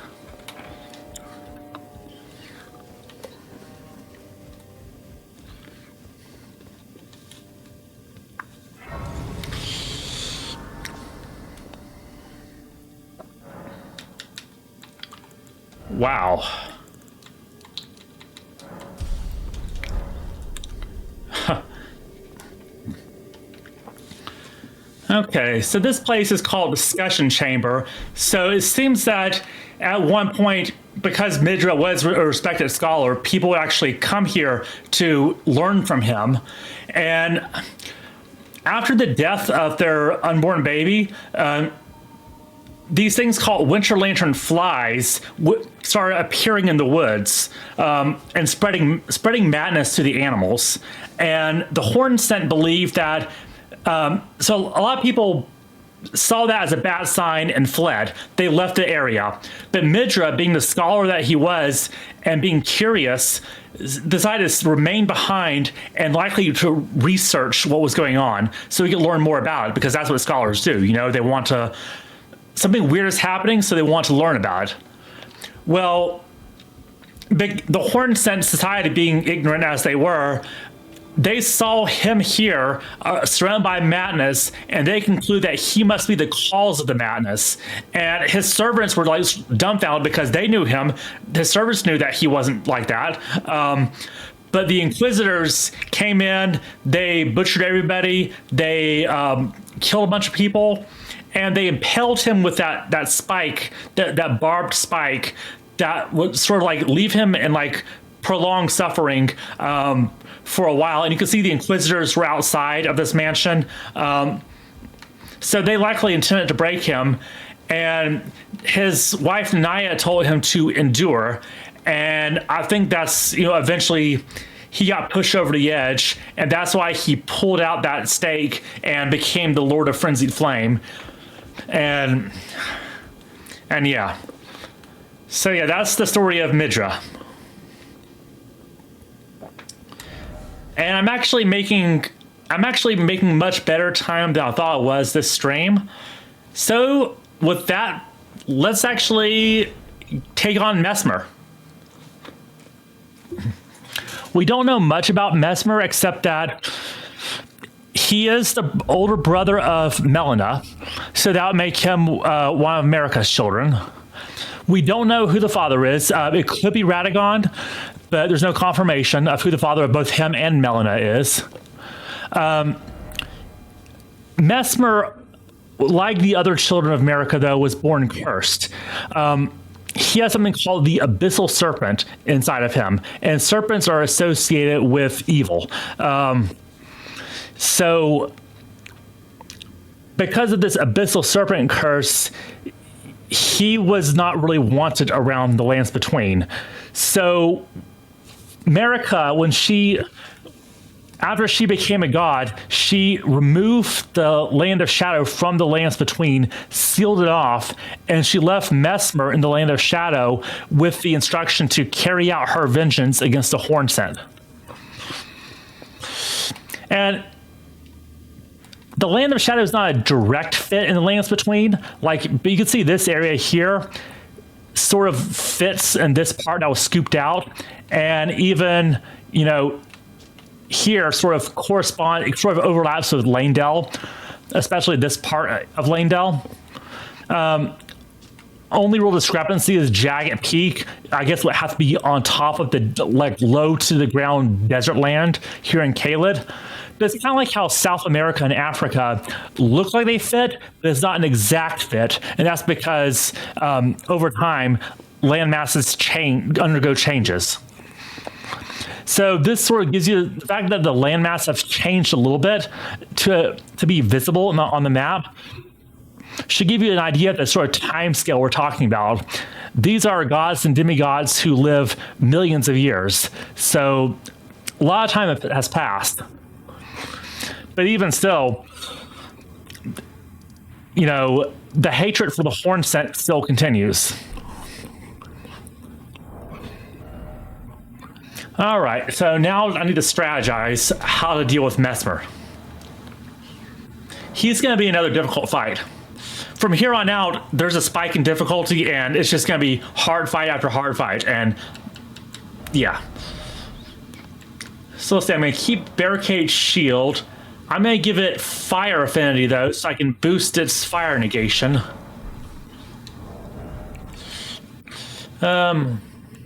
I actually don't really need this. I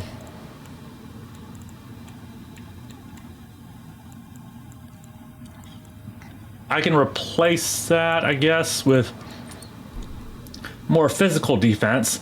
And by the way, Hornsent is going to be available as a summon here. Because this is tied to his quest, in order to sort of advance his storyline, we pretty much have to summon him.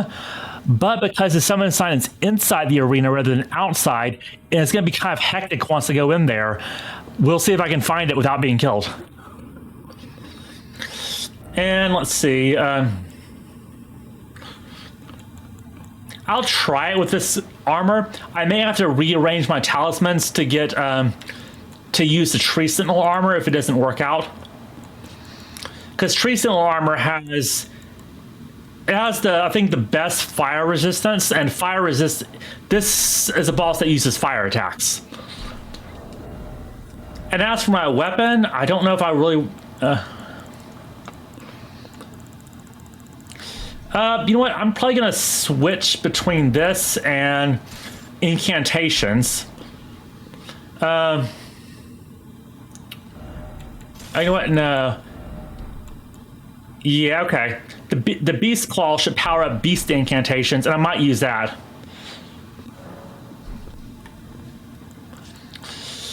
Yeah, Beast Shield Sling doesn't do much damage at all, but it can be used to sort of stagger him.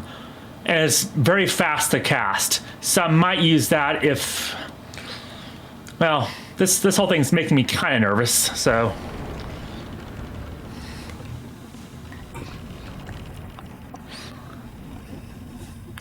Oh, I can already see the summon sign, so it's gonna be right by the door.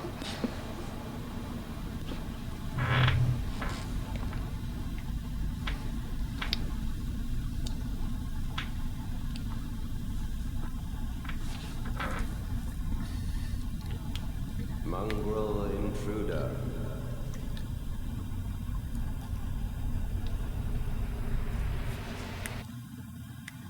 That tarnished, it seemed.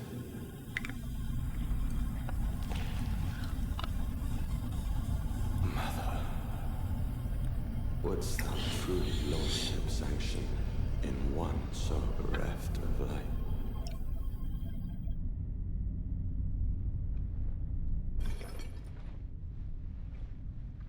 Yet, my purpose standeth unchanged.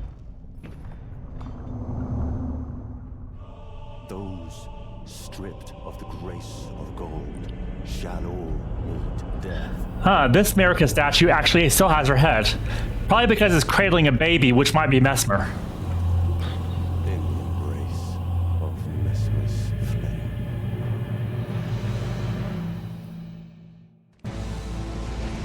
All right, here it goes. He likes to explode. All of his attacks have explosions. Now I need to get to the summon sign.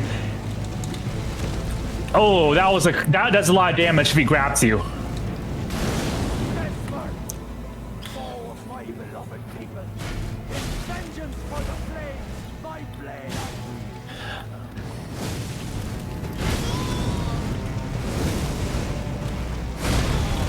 Oh, he's hard to read.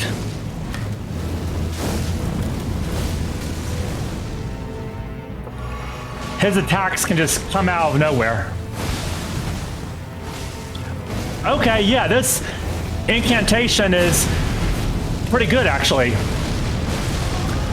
Almost got through all that. No, okay. If he grabs you with that, it might actually one-shot you.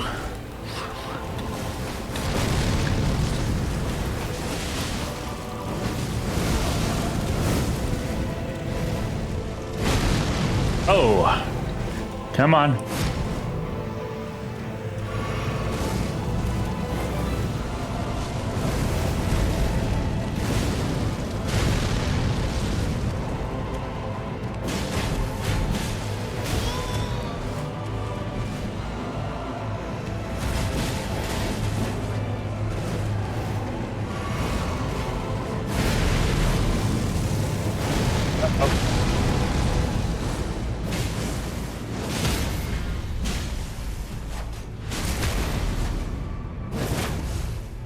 All right, phase 2.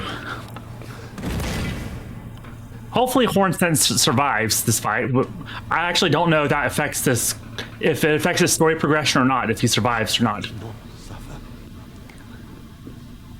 In Dark Souls 2, you had to keep your summons alive.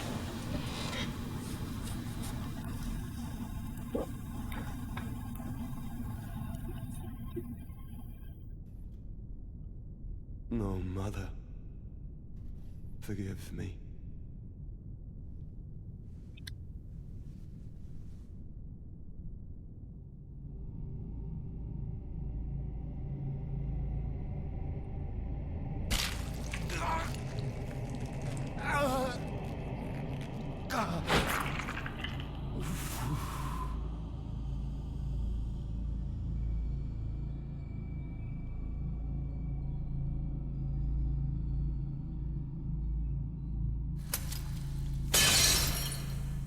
Obviously, that's not a real eye. That's an iris of grace, which you can use for two NPCs quest lines in the game. It was put in his eye by Marika to seal away his abyssal serpent.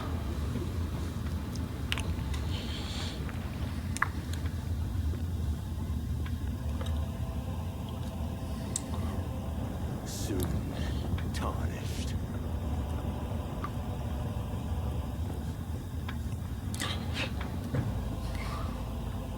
Wilt thou be taken in the jaws of the abyssal serpent, shorn of light? Okay, so things are going to get a little bit difficult here. And of course, he likes his follow-up explosions.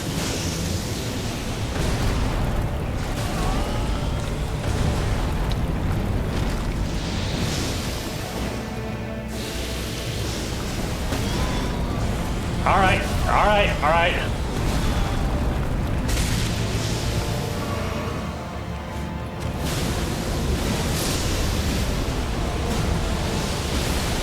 Ah.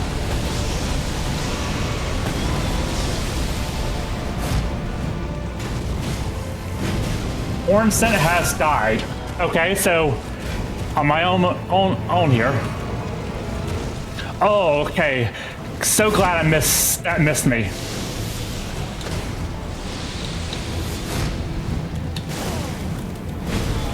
Ah, come on. Not much room for healing here.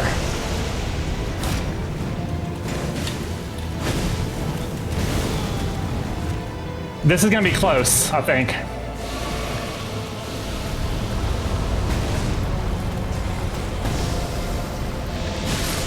Gotcha.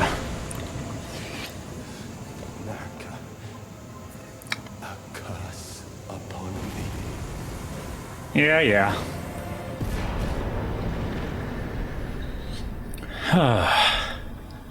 Mesmer's kindling.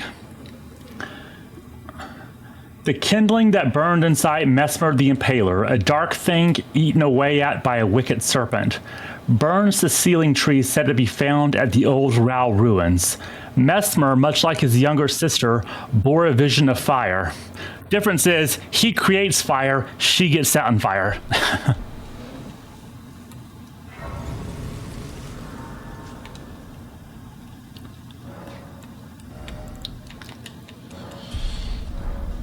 Okay, and Hornson is still here.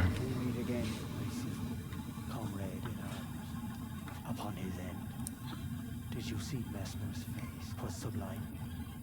A very tangle of snakes. To think he dared call us savages, when he himself was most base of all. To say the least, I am to you indebted. He's still gonna betray us. Quenched remains my thirst for revenge. The death of Mesmer was merely the start. Now comes the piper to collect from Marika, her offspring, and all the Earth Tree's denizens, in vengeance for the flames.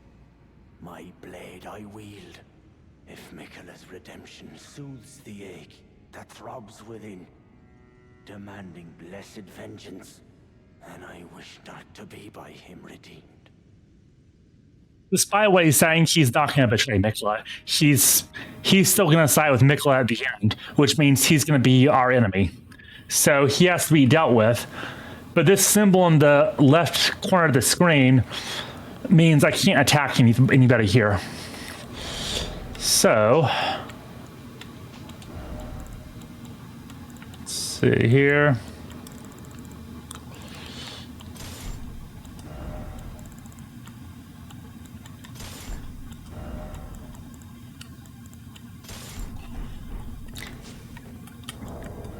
This says it can burn the sealing tree at the ancient Rao ruins. And let's go burn a tree. Again.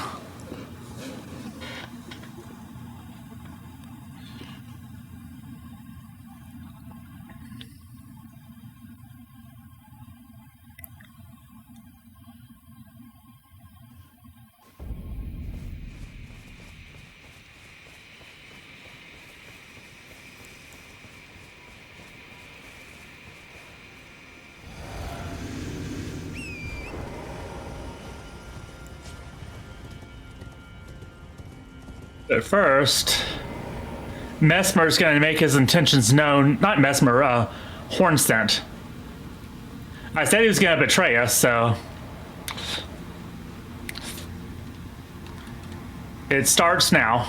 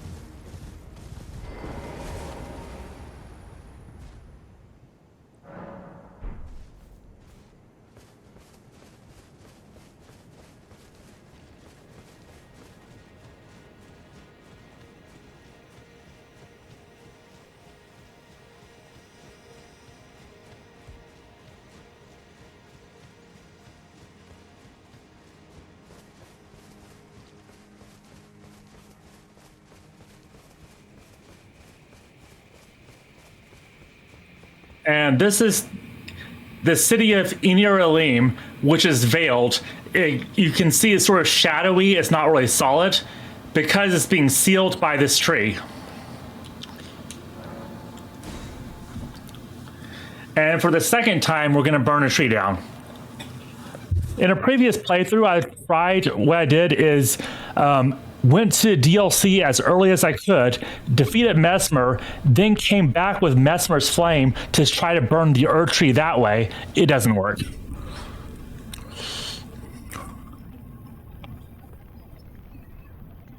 Would have been cool if it had worked, but it doesn't.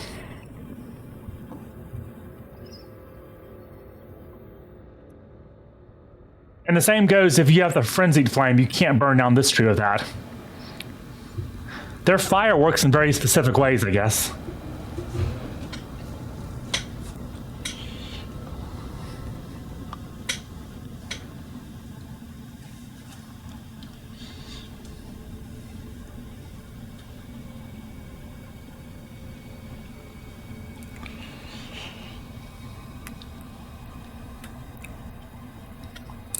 Now, unfortunately, by burning the tree, not only are we opening this up for us to proceed here, we're also making it possible for Mikola to proceed here as well. So he's just ahead of us in every step of the way.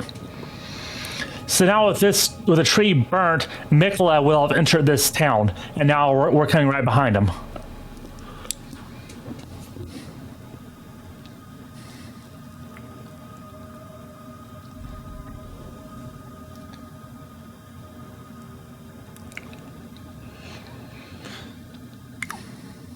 And the city of Inir Elim is directly on top of the settlement of Bellarat.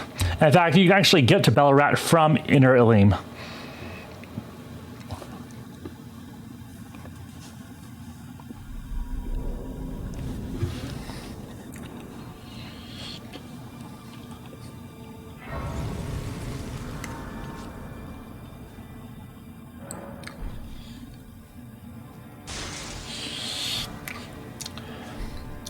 All right, so let's see what we have to do here.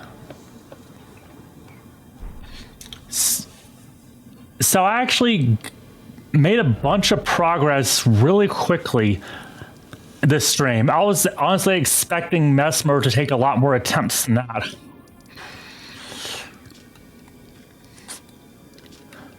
So before I end the stream, one last thing I'll do is fight an earthquake bear.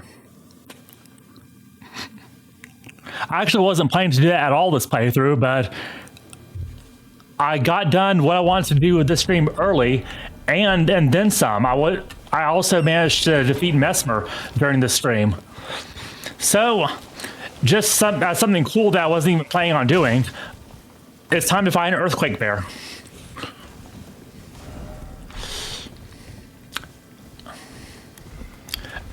Not one of these, although they're tough as well. This is like the biggest bear in the game. His name is Rugalea, but I call him Earthquake Bear for reasons that will become obvious.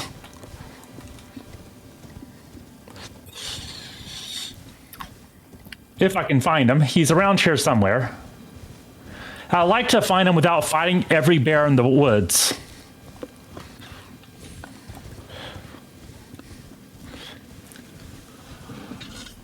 Oh yeah, bunch of rune bears.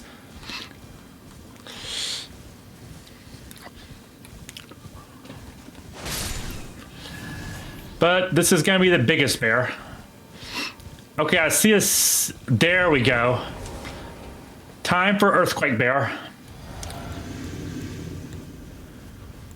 All right, let's do this.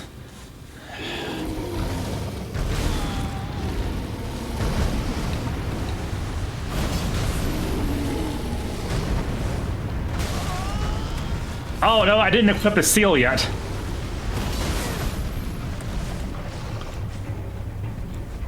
Oh, okay, I did. Okay. Yeah.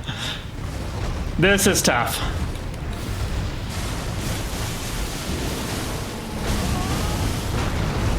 Okay, but this incantation works pretty well. Alright, do your war.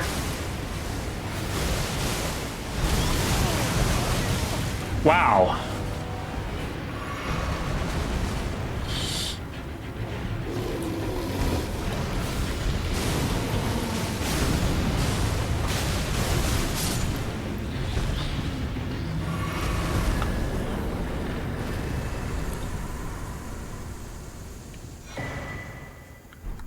Roar of Rugalea. An incantation of what is jokingly called the Bear Communion, after the Dragon Communion, channels the power of Rugalea, the Great Red Bear. Transform oneself into a red bear and emit a mighty roar. Charging increase. You don't actually physically transform, just your head. It's in the same way that Dragon Communion incantations work. An incantation that is more akin to the divine invocation of the horn scent than it is to the Dragon Communion. Only through desperate battle with the feral wild can one discover a god unique to oneself. And notice that Rugalea has little horns on his head in that picture.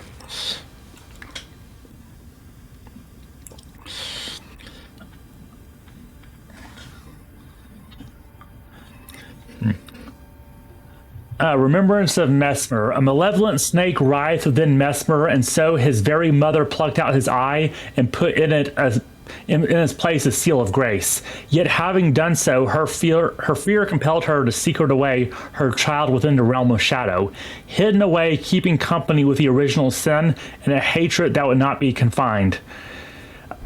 So we have this association of snakes and original sin here.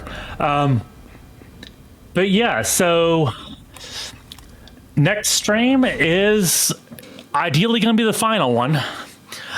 That assumes that the final boss doesn't, like... That assumes I can actually beat the final boss. But this is the final area near Elim, and I will be doing that next stream, which... I'm planning to do that. I'm planning to do my next stream of this Wednesday at the same time, 7 p.m. Eastern time.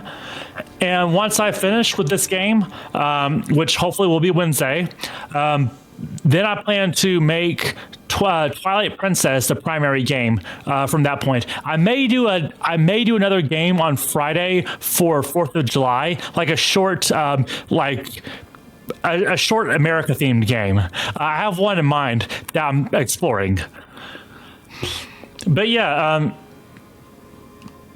I believe I can get through Inner Elim. I would say that getting through the actual dungeon itself might take me 30 minutes to an hour, and I could be overestimating my time here. About 30 minutes to an hour, and then after that is fight the final boss, and we'll see how many attempts it takes. Mitra took me a few attempts. This one's harder. This final boss is on par with Melania, perhaps a bit harder. So So yeah, I'm looking forward to ending the game, beating it finally, both the base game and the DLC. But I am sort of dreading that boss fight, so let's see how it goes. But yeah, I'm gonna go ahead and end the stream for now. Look forward to having a successful final stream of Elden Ring. All right, thank you. See you next time.